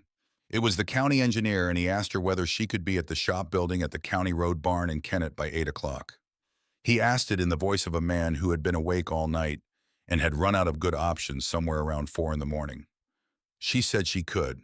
Then she woke Tanya and told her to go to her aunt's in Malden and to take the photo albums in the shoebox out of the closet in the front room. Tanya asked nothing at all. She had stopped asking questions about the water somewhere around the middle of May. She was gone in 20 minutes with a laundry basket on the back seat. That's the thing about farm kids. They know the difference between an argument and an evacuation. There were 14 people in the county road barn at 8 o'clock. The presiding commissioner and both associates, the county engineer, a district man from the Missouri Department of Natural Resources who had driven up from Poplar Bluff in the dark, Deputy Lyle Suggs standing by the door because that is where he always stood, the drilling foreman out of Sykeston, Dr. Adele Kroll in Kent Stanton for Ashmore Aggregates, Nadine Renfro in her husband's work boots, and Thurman Vandiver, 72 years old, who had not been invited and had driven himself there anyway, and whom nobody had the heart to tell to leave. The county engineer put a plat on the table and gave them the situation in about 90 seconds with no decoration on it at all. The buried channel under the western berm was under artesian head. The piezometer in hole 3 had gone from 4 feet 3 inches above ground surface on the 12th to 5 feet 11 that morning. 19 boils along the landward toe, 2 of them actively transporting material. Rain in the forecast through Sunday 1 to 3 inches. He said the berm had a design life measured in years and a remaining life he'd personally put somewhere between 4 days and about 40 minutes. Then he said the part they had all come to hear. They could not pump it down. There is no pump on this earth that will draw down a confined aquifer. You'd be pumping the Mississippi Valley. They could not armor 19 boils fast enough. A sandbag ring around a boil buys you hours, and they had 19 in a rain coming. And they could not take the berm out because pulling an embankment with a dozer releases everything ponded behind it in one shot and puts a wall of water into the exact ground they were trying to protect. What they could do was cut a relief channel, one controlled opening down through the clay lid and into the sand at a place where the pressure could bleed off into a drainage way that would carry it somewhere it belonged. Do that in the right spot, and 40 years of headwalks out of the ground like air out of a tire. Do it in the wrong spot, and you have handed 50 million gallons of shortcut straight into the toe of the embankment you are trying to save, and after that, you are not managing anything. The engineer looked around that table. So the only question in front of us this morning, he said, is where? Let me stop right here for a second because a lot of you have worked around water your whole lives, and you already know exactly what that sentence means, and some of you have never once had to think about it. Everything in this story, the flood, the courthouse, the laughter, the lawsuit against an old man, a farm on the sale list for the second Tuesday in August, a town of 788 people, 4.5 miles downhill. All of it collapses down to one X on one piece of paper on a folding table in a road barn in the rain. And there were exactly 2 people in that county willing to put an X down. Dr. Adele Kroll went first. She wanted the cut at the northeast end up close to the pit in the area where the boring data was densest. Her reasoning was sound and she laid it out in 4 minutes without a note in front of her. Cut close to the source. Cut in ground you have physically measured. Work off a bench in a haul road you already have in the rain with equipment that's already sitting there. Everything about it was defensible. Everything about it was also built on a set of borings with a page missing out of them, and exactly one person in that room knew it. Then the engineer looked down the table. Mrs. Renfro. She put her notebook on the table. 11 probe holes. Depth to change color, feel date time of day, in a farm wife's handwriting, with the tops of the pages torn ragged where she had ripped out a copy for a man she'd had no reason on earth to trust. Beside it, she laid out 39 inches of linen from August of 1948, brittle as a dead leaf. And beside that, the plat she had traced off it by hand at her own kitchen table with a pencil and a straight edge. She put her finger down on the southwest. Here, she said. The engineer asked her why. And this is the part that men who have farmed 40 years in that county still talk about at the cafe in Hornersville, and I want to give it to you the way it happened. Nadine Renfro did not argue with Dr. Kroll's science. She never did, not one time the entire spring. She said because at the northeast end, that channel's under 30 foot of overburden and it's headed toward the berm. You cut up there, you're opening it upstream of your own problem. Everything you turn loose has still got to come past that levee to get anywhere. She moved her finger down the traced blue line. Down here at the southwest corner of section 14, the channel comes up. There isn't but 6 foot of clay on top of it. And I know that because I put a pipe through it 11 times in May, and hole 7 dropped 14 inches in a second and a half at 6 foot 2, and I've got the sand in a bucket in the back of my truck if anybody in here wants to hold it. She looked up. And 200 yards past that, it runs into a slough. My husband's daddy quit farming in 1961 because it would not dry out no matter what he did to it. That slough drains south to the west ditch. It's already a channel. It's been a channel since before anybody in this room was born. She tapped the paper once. You wouldn't be building an outlet. You'd be unplugging one. Nobody said anything for a moment. Then Dr. Adele Kroll said not unkindly that it was an interesting proposal, but that it rested on a 1948 reconnaissance and 11 uncased hand probes, and that she could not in good professional conscience recommend a relief cut in a location where she had no boring data whatsoever. And that would have been the end of it. That would have been the end of it, and they would have cut at the northeast end, and I would be telling you a very different story with a town in it. Except that Kent Stanton stood up, 34 years old, 14 months with the company, a house note, a truck note, and a fiancé in Cape Girardeau. Before there's a vote, he said, there's something in our file that ought to be on that table. Then he laid down page 14. He didn't read it out loud. He turned it around so it faced the county engineer, put one finger on the remarks column, and waited. The engineer read 4 words to himself. Then he read them again out loud because there was no other way to make that room believe them. Kent set the state file copy down beside it, open to the same page number, and let 14 people look at 2 documents where one of them had a hole in it. Our own rig drilled that hole in October of '81, he said, 11 months before we built across it. It never went to Jefferson City. Somebody renumbered around it and retyped the footer. That was the envelope he had been carrying in his truck since the 9th of June. He never did mail it. The room went so quiet you could hear the rain coming down on the shop roof. Dr. Adele Kroll picked up both documents and held them side by side at arm's length for about 20 seconds. She was not a dishonest woman. I want to be fair to her because it would be easy not to be. She had been handed a stamped report and asked a narrow question, and she had answered that narrow question correctly. And she had built a professional opinion on a foundation that somebody removed a brick from before she ever laid eyes on it. She set them down on the table. The 1948 survey is consistent with B7, she said. So is Mrs. Renfro's probe log. And then she said the 5 words that cost her the account. I'd cut where she says.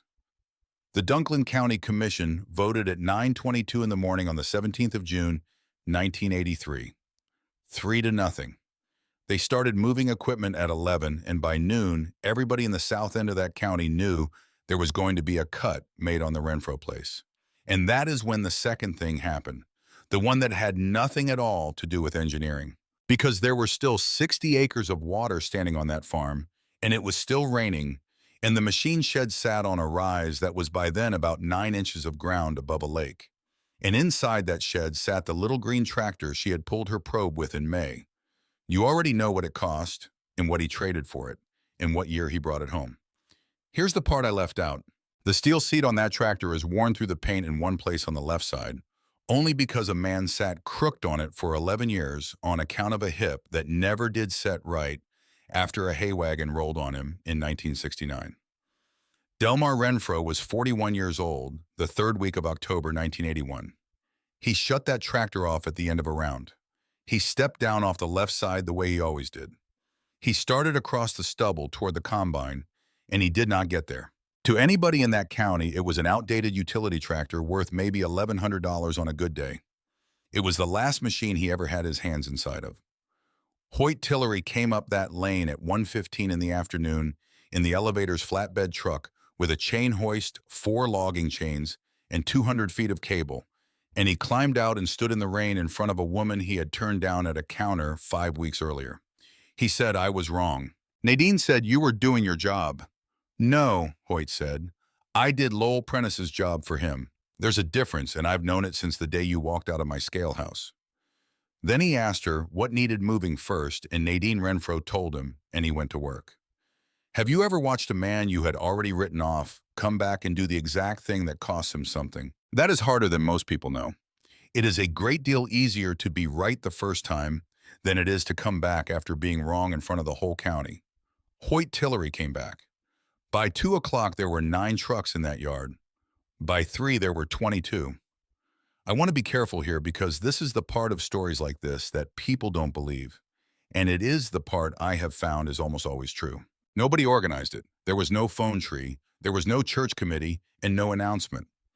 What happened was that Hoyt Tillery's flatbed went up the Renfro lane at 1:15 in the afternoon, where 40 people could see it from the county road, and in a farm town that is a public statement, and every single person who saw it understood it instantly. They came with flatbed trailers and fuel cans and come-alongs and chain binders. Somebody brought a hay wagon. 2 of the Duckworth boys, whose own father had signed an option contract in January, came with an 18-foot John boat and a 9-horse Evinrude and ferried 5-gallon buckets of hand tools out of that shed for 4 solid hours. Somebody's wife set up a card table under the shed overhang and made coffee on a Coleman stove until dark. Not one man there asked about money. Not one of them brought it up. And at 2:40 that afternoon, a Ford pickup with an Ashmore Aggregates decal on the door came up the lane, and a 26-year-old shop mechanic named Dwayne Ottinger got out of it with his own toolbox in his hands. He had quit at noon. He told Nadine he was the man who ran the gate on the Western Impoundment. The slide gate she had watched through her father's binoculars from a bridge approach on a county road in April, the one that got closed before every storm and opened up after it passed. He said he'd been told it was to keep runoff out of the pit and protect the plant, and that he had believed that because it was true. He said he had asked twice in writing where the water went when that gate was shut. He said he'd been told twice that it wasn't his department. He said he had a wife and a baby coming in September, and he had just walked away from a job with insurance on it, and that he'd do it again. Then he asked what needed moving first. Nadine pointed at the shed.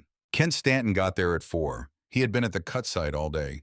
He walked up that rise in the rain in dress boots that were finished as footwear, and he stood in the shed doorway looking at a barn full of people and a woman sitting on a milk crate with a socket set, and he asked the same question everybody else had asked. What needs moving first? Somebody said the combine, and it was a reasonable answer. It was the single most valuable thing on that place, an 11-year-old gleaner worth maybe $8,000, and the water was 6 inches from the rear axle. Nadine Renfro put her hand flat on the hood of the 420. The combine can be replaced, she said.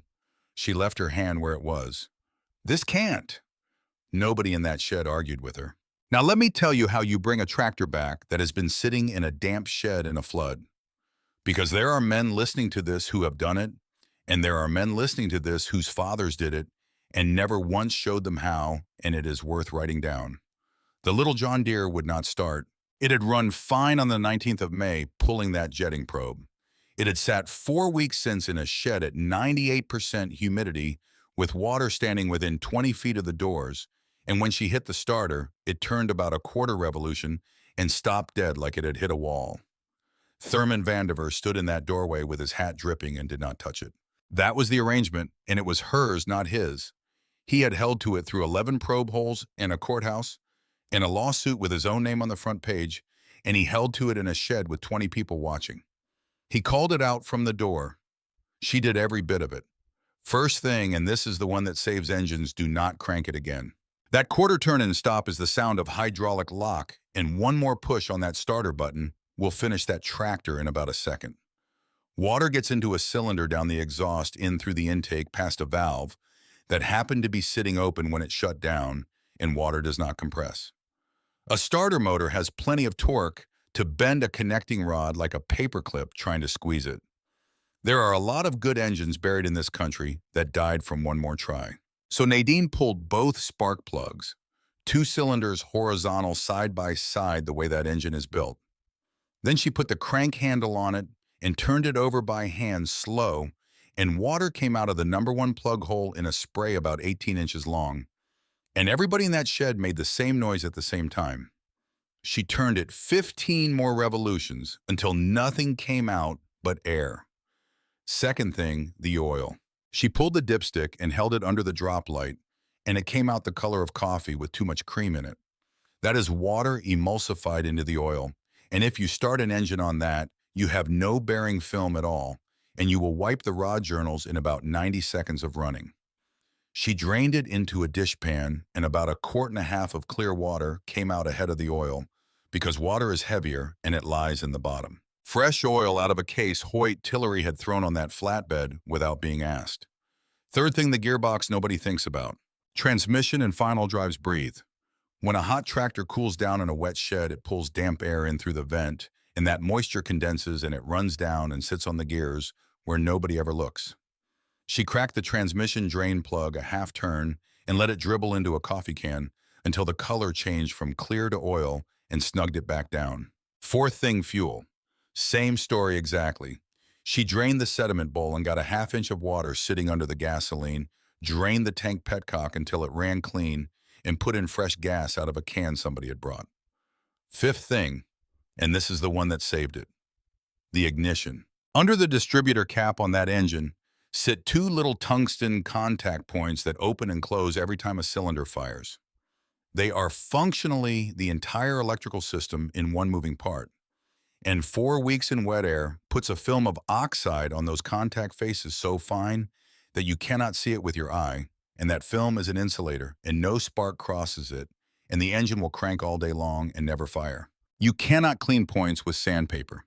Grit embeds itself in tungsten, and they will burn up inside a week. What you use, and every farmer in this country over the age of 60 knows this one is a dollar bill.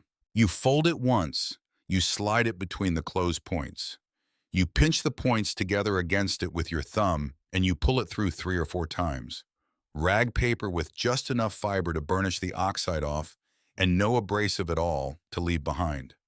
Then you pull it through once more on a clean part of the bill to take out whatever you knocked loose. Thurman called it out from the doorway. Nadine had $1 in her jacket. She dried the cap and the rotor with a shop rag, wiped down the coil tower, put the plugs back in, and set the choke. First attempt, nothing but crank. Second attempt, it caught ran on one cylinder for maybe 4 seconds, loped and quit. There was a silence in that shed you could have leaned against. Third attempt. The two-cylinder caught on both and settled into that sound, that offbeat, unhurried tractor-shaped sound that anybody who grew up around one can hear right now, this second just from me describing it to you. 20-some people standing in a machine shed in the rain, and not one of them cheered. They just stood there and let it idle. Because some sounds don't mean the machine works. Some sounds mean this isn't over yet. Nadine Renfro stood there with one hand on the fender and did not say a word, and did not let anybody see her face for about a minute and a half.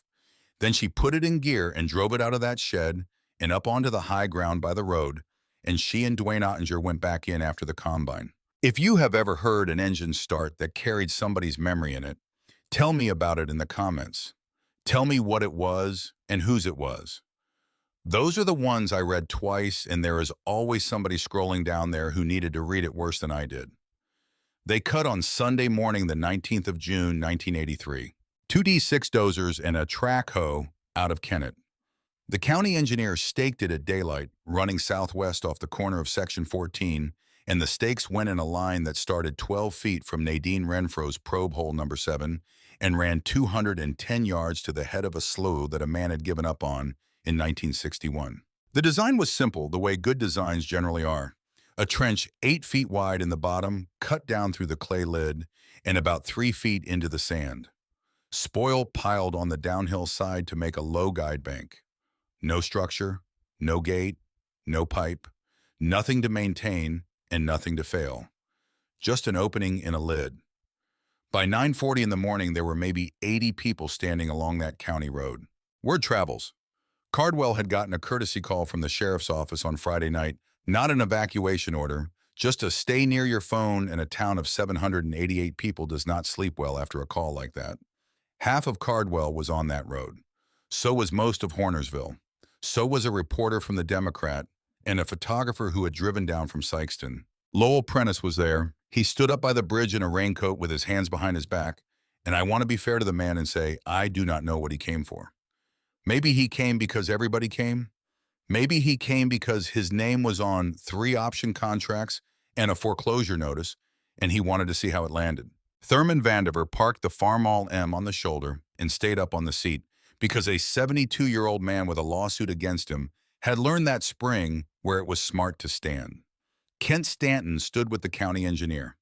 Nadine Renfro stood by herself at the head of the cut. The track hoe made the last pass at 11:18. The operator broke through the bottom of the clay, pulled the bucket back, swung the machine, and backed off the spoil bank. The engineer waved everybody up the slope. And then there was nothing to do but look at a trench. Water stood in the bottom of it, maybe 8 inches of it, brown and perfectly still. Nothing happened. 1 minute, 2. Somebody up on the road said something and somebody else laughed. And it was not a cruel laugh. It was the other kind, the nervous kind that comes out when a crowd is committed to something and it isn't happening. 5 minutes. The photographer from Sykeston put his camera down at his side. 8 minutes. The county engineer walked down the spoil bank, looked into that trench, and walked back up without saying anything to anybody. And if you have ever watched an engineer decline to say something, you know exactly how loud that is. 10 minutes. And people started to leave. That's the detail I want you to hold on to because it is the true one, and it is the one that never makes it into stories like this. They didn't boo. Nobody yelled anything at her. They just started drifting back toward their trucks the way people do when a thing has quietly failed, and nobody wants to be standing there when it gets officially announced. Doors opening, engine starting, that specific sound of an event ending. And Lowell Prentice said loud to nobody and to everybody in the voice of a man who had been waiting 2 months to say it. Well, there it is. 9 weeks of county drill rig and $40,000 of the taxpayers' money, and it's a ditch. He wasn't even angry when he said it. He said it the way you'd read a number off a page. Nadine Renfro did not turn around. She stood at the head of that cut in her husband's boots, with her arms down at her sides, And Dr. Adele Kroll, who had lost an account 2 days earlier for saying 5 words in a road barn, walked down and stood next to her, and the two of them looked into a trench with 8 inches of still brown water in the bottom of it. Kroll said quietly, "Confined systems don't respond instantly. There's a plug of fines in that sand face. It has to erode before anything moves." Nadine said, "How long?" And Dr. Adele Kroll, licensed hydrologist, said the most honest thing anybody said out loud that entire spring. "I don't know." Nadine Renfro looked at that trench for a while. Then she said, mostly to herself, "My husband wrote 8 words on a piece of feed sack 4 years ago. Water don't forget where it used to live." She said, "I've got to believe he knew what he was talking about because everything else I've got is spent." At 12 minutes past the hour, the ground shivered. Not a sound. A feeling the kind you take in through the soles of your boots a half-second before your ears get anything. Half the people still on that road turned around at the same instant, and the ones who had already pulled out stopped in the middle of the county road and got back out of their trucks. Down in the bottom of the trench at the sand face on the northeast wall, the still brown water moved. A cone of it lifted, about the size of a dinner plate. Then it broke, and what came out from underneath it was gray. Gray and moving and carrying, and the cone was a foot across, and then it was 3 feet across. And then the whole northeast wall of that trench let go and slumped forward into the cut. And the water that came out from behind it was not seeping, and it was not welling up. It was coming. Let me tell you what those people were looking at. For something on the order of 40 years, ever since men started putting roads and filling levees across those bottoms in earnest, that buried channel had been slowly filling up like a bathtub with tape over the drain. Every wet spring pushed a little more into it. It couldn't get out the top because 40 feet of sharky clay sat on it like a lid. It couldn't get out the far end because somebody had built across the far end. Then in 1982, a company put an 1,100-foot embankment across the last open piece of it, and in the spring of 1983, it rained for 6 weeks. And by the middle of June, the water down in that sand was pushing with almost 6 feet of head on it. What that trench did was give it a door. And when the fines washed out of the sand face and that door came all the way open, 40 years of pressure came up out of the ground in about 4 minutes. The trench ran full, then it ran over. The guide bank held on the low side, and the water made the turn and went down 210 yards of old slough that had not carried a real flow since Eisenhower. And it went into the west ditch, and the west ditch took it south the way it had been taking water south since the Corps straightened it in 1938. The photographer got one frame that ran on the front page of the Democrat on Monday and got picked up by the AP out of Springfield on Tuesday. And it is not a photograph of water. It is a photograph of about 60 people standing on a county road with their hands down at their sides. Nobody cheered. I have asked people about that over the years, and the answer always comes back some version of the same thing. You don't cheer that. You don't cheer 40 years of somebody's ground coming back out from under a town. It's too big and it's too quiet and it goes on too long. They just stood there and watched it, some of them for 2 hours. And Thurman Vandiver, on the seat of a 1949 Farmall M, 72 years old defendant in a $41,000 lawsuit, 11 acres poorer than he had been 3 weeks earlier, took his hat off. Not for the water.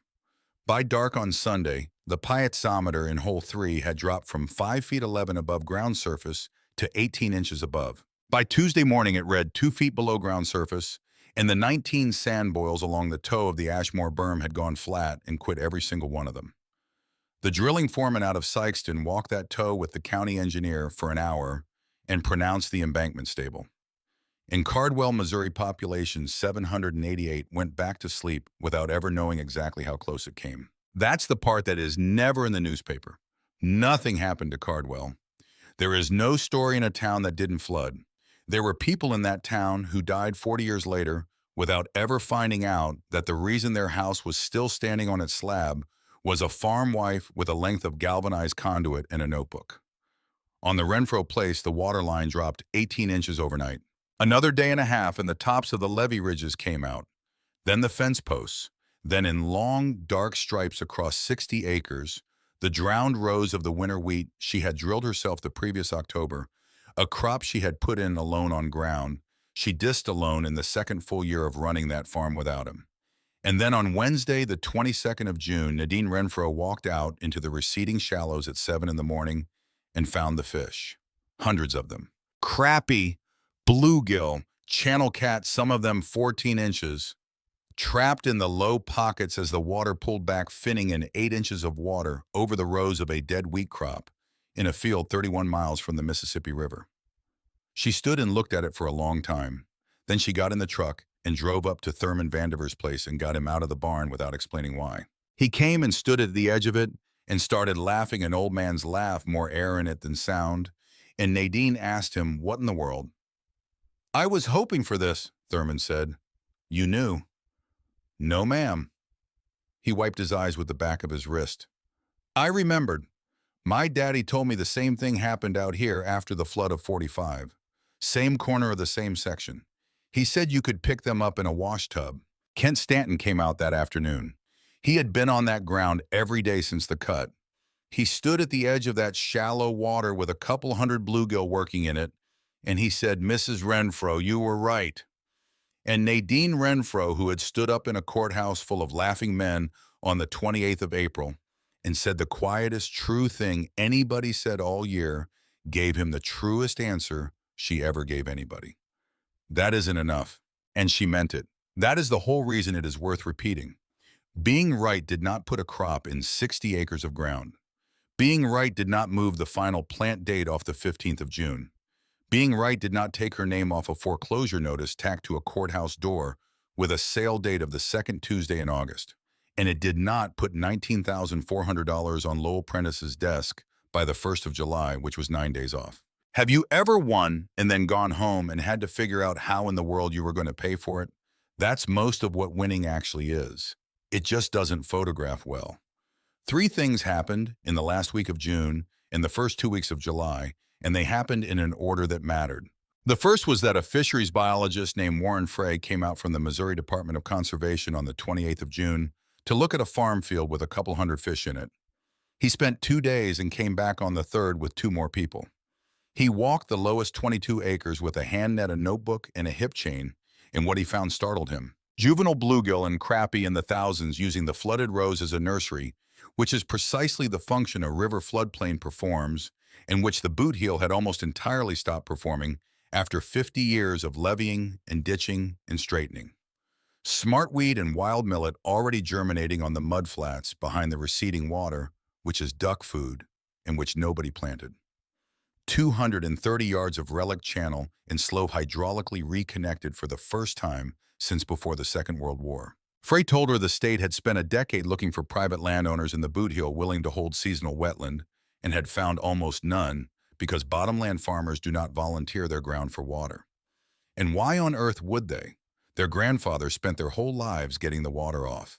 He told her the lowest 22 acres of the Renfro place had reconstituted themselves without a dollar of state money and without anybody planning it into exactly the thing his department had been trying to build from scratch since 1973. The second thing happened on the 6th of July. The governor's office designated Dunklin and Pemiscot counties as agricultural disaster areas following the June flooding. And that designation tripped a piece of federal machinery that most people have never heard of. And that is the actual reason that farm still exists. The Farmers Home Administration Emergency Disaster Deferral.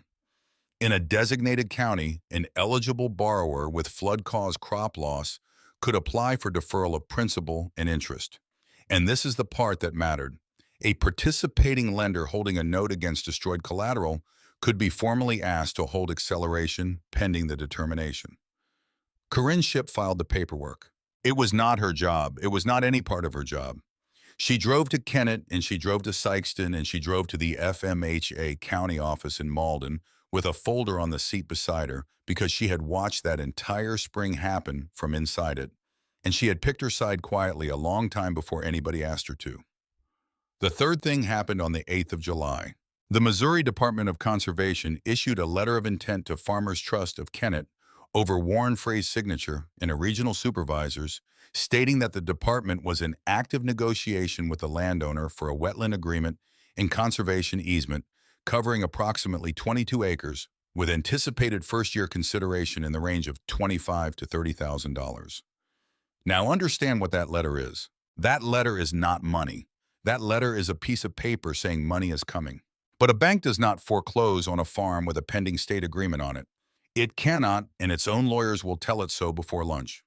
The minute that letter came across the counter, the collateral position that Lowell Prentice had used to accelerate that note in April reversed itself completely because the 22 acres that were worthless in April, the wettest, sorriest, lowest ground on that whole place, the acres that drowned first every single year since 1968 were now the only part of that farm with a guaranteed income stream attached to it. The foreclosure was withdrawn on the 11th of July. Nadine Renfro found out about it from the legal notices in the Democrat, same as everybody else in the county. She signed the agreement with the state of Missouri on the 14th of September 1983 at a folding table in a regional office in Poplar Bluff with a pen Warren Frey handed her and never got back. The first payment was $28,600. She paid the note off in full on the 16th, 11 weeks late, with a cashier's check she carried into the lobby of Farmers Trust herself and handed across the counter to a teller. She did not ask to see Lowell Prentice. She did not need to. Now here is where this story usually ends. And here is where this one doesn't. This is the part I most want you to have. The state standard agreement in 1983 ran 10 years. 10-year term renewable at the department's option annual payment. Landowner retains title and full control at the end. Nadine Renfro read it at her kitchen table on the 2nd of September with a mason jar of sand sitting on the corner of it and told Warren Frey she would not sign it. He asked her what she wanted changed. She said she wanted it perpetual. He told her accurately, and she knew he was being straight with her, that a perpetual conservation easement runs with the deed forever. Not for her life, forever. Every owner after her and every owner after that one, into a century she was never going to see. She could never sell those 22 acres for anything but what the easement allowed. Neither could her daughter. Neither could anybody ever. He told her most landowners would not even discuss it. And Nadine Renfro said this, and Warren Frey wrote it down in his field notebook that same night, which is the only reason we have it word for word. That's the point. Somebody is going to come along in 20 years and offer my daughter a whole lot of money for a hole in the ground. I'd like her to be able to say she can't. Let me tell you exactly what she did there. Some of you have it already, some of you don't, and it is worth spelling all the way out. Ashmore Aggregates never wanted an 83-acre soybean farm. They never wanted to run one widow off one place, and nobody there ever sat down and decided to. What they wanted was a corridor. The Kelso place, the Duckworth place, the Lambert 80 on the West Ditch, and the Renfro Bottoms. 4 properties in a line sitting directly on top of a 230-yard wide ribbon of clean, coarse, well-sorted river sand at 6 feet. That was the whole thing. That was always the whole thing.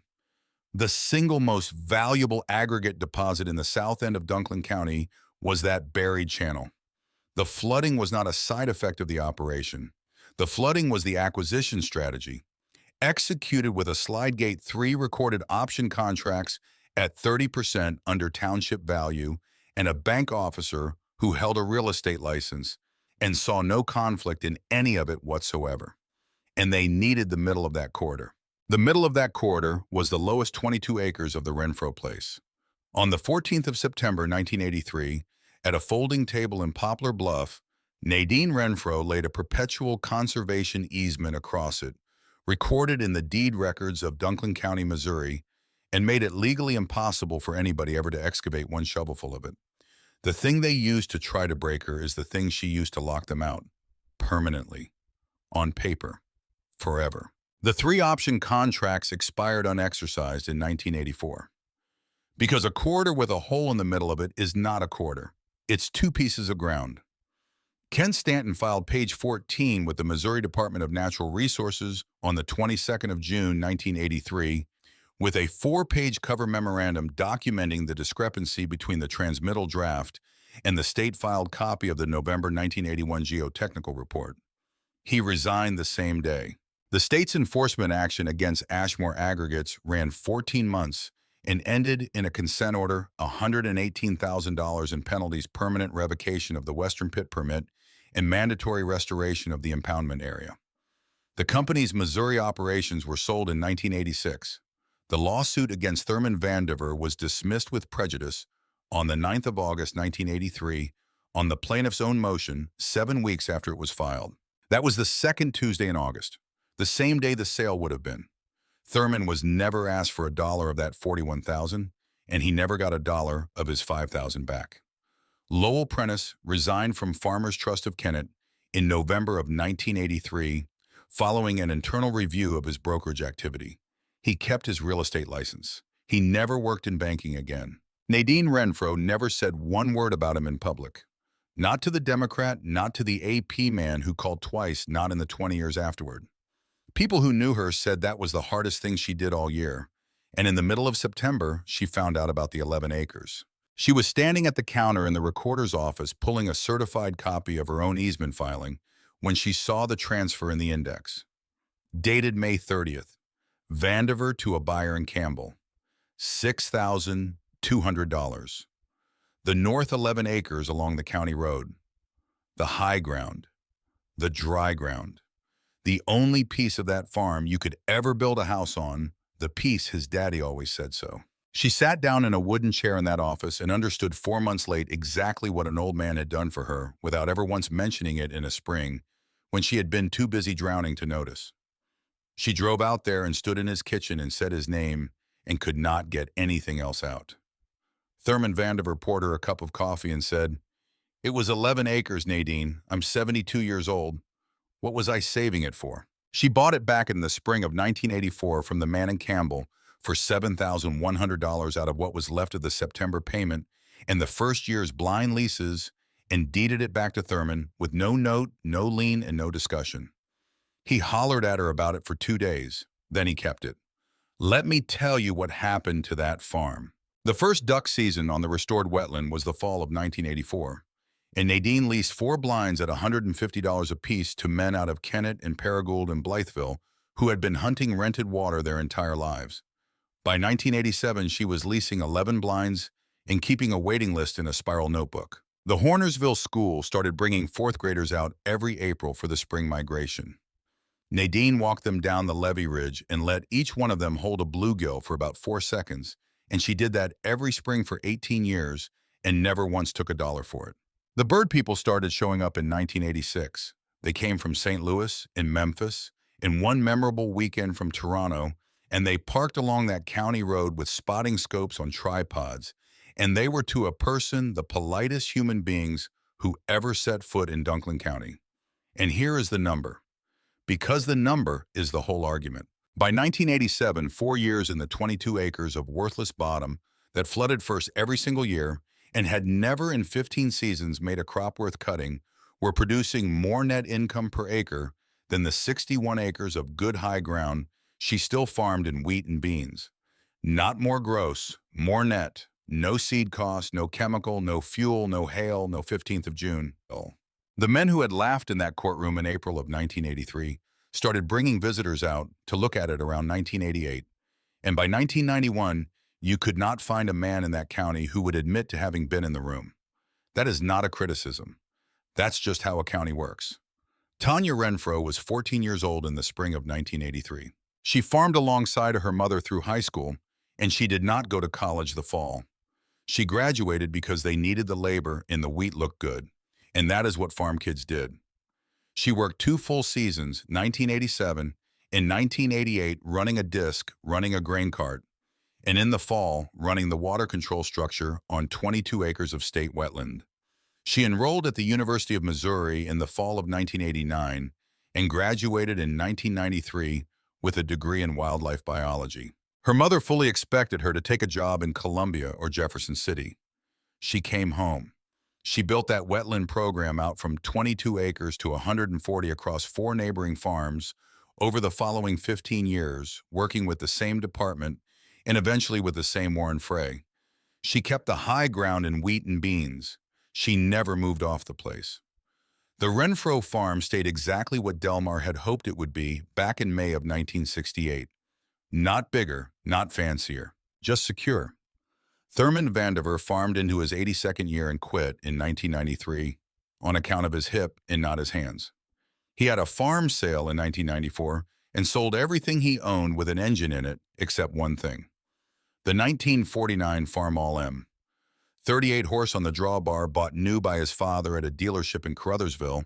Engine rebuilt twice by his own hands. Every bearing in it replaced at least once, oil changed every 100 hours for 54 consecutive years. He never made it into a museum piece. It pulled wagons and mowed roadside right up until his hip quit. After that, he still walked out to that barn the first Saturday of every month, turned the fuel valve, pulled the choke, started it, let it run 20 minutes, and shut it off. Because a man does not let an engine sit. People asked him for 40 years why he wouldn't buy something newer, and he always gave the same answer. And it is the only quotable thing that man ever said in his whole life. It still remembers how to work. He died at home on the 14th of November, 2002, at the age of 91. The funeral was at the Baptist Church in Hornersville, and the building was full, and a good number of the men in it were in their 60s and 70s, and could not have told you the first thing about what happened in 1983 except that Thurman Vandiver had stood on a field road all that spring and let a woman do her own work. On the morning after the funeral, Nadine Renfro drove over to his barn. She was 58 years old. She opened the doors and let the light in. The farmall was sitting where it had sat since the sale in '94 gray, with dust across the hood, the tires down to about 8 pounds. And she did exactly what she had watched an old man do 100 times. Turned the fuel valve on, pulled the choke, set the throttle a third open. It fired on the second revolution. She let it idle a good long while, standing beside it with one hand flat on the fender the way you do. Then she climbed up on the seat, put it in road gear, and drove it out of that barn and down the field road and across the property line onto her own place, past 22 acres of shallow water with 300 mallards working on it in the flat November light. She parked it at the overlook by the wetland. No speeches, no ceremony, nobody there to see it. Just the sound of an old engine greeting one more sunrise over ground that finally made sense. It is still sitting there. Tanya never restored it and never polished it and never put a coat of paint on it, and she gets asked about that maybe twice a summer by somebody who thinks it would look better cleaned up. She always says the same thing. Every scratch on it belongs to somebody. Every dent came off a specific afternoon. Every hour on that faded tatch was earned honest, and you do not sand that off. Nadine Renfro never got rich the way a newspaper measures it. She just stopped being afraid of losing the place. And if you have ever laid awake at 3 in the morning doing arithmetic in the dark, you know those two things are a lot closer to the same thing than most people think. People around that county still like to say the Renfros got rich because a flood changed their farm. That isn't it. They got rich because a flood finally made them understand the value of ground they had owned the entire time. 22 acres that everybody, the bank, the county, the gravel company, and 4 generations of farmers, including her own husband's father, had spent 80 years fighting, draining, filling, cursing, and calling worthless. The land had been trying to tell them what it was since 1948, since 1945, since before there was a county to write it down in. It was a piece of a river. And a man who died in a soybean field in October of 1981 at 41 years old with a warning. Nobody ever answered, folded up in a welding box under a tractor seat, had put the whole thing in 8 pencil words on a strip of feed sack paper, rubber banded around a mason jar of sand. Water don't forget where it used to live. He was right. And neither does land. And neither, it turns out, does a county. It just takes a while. And sometimes it takes one woman standing up in a room full of laughing men and saying the quietest true thing anybody said all year. If this story puts you in mind of somebody who stood their ground while everybody around them laughed and turned out to have been right the whole time, I'd like to hear about them down in the comments. Tell me their name. Tell me what they knew that nobody else did. I read every one of them, and there is always somebody scrolling by who needed to read it worse than I did. And if you'd like to hear about the Iowa farmer who refused to sell 8 acres with an abandoned windmill standing on it, the ugliest thing in the county, his neighbors said so for 30 years until a survey crew finally found what was sitting under its foundation. I hope you'll stay with me for that one next.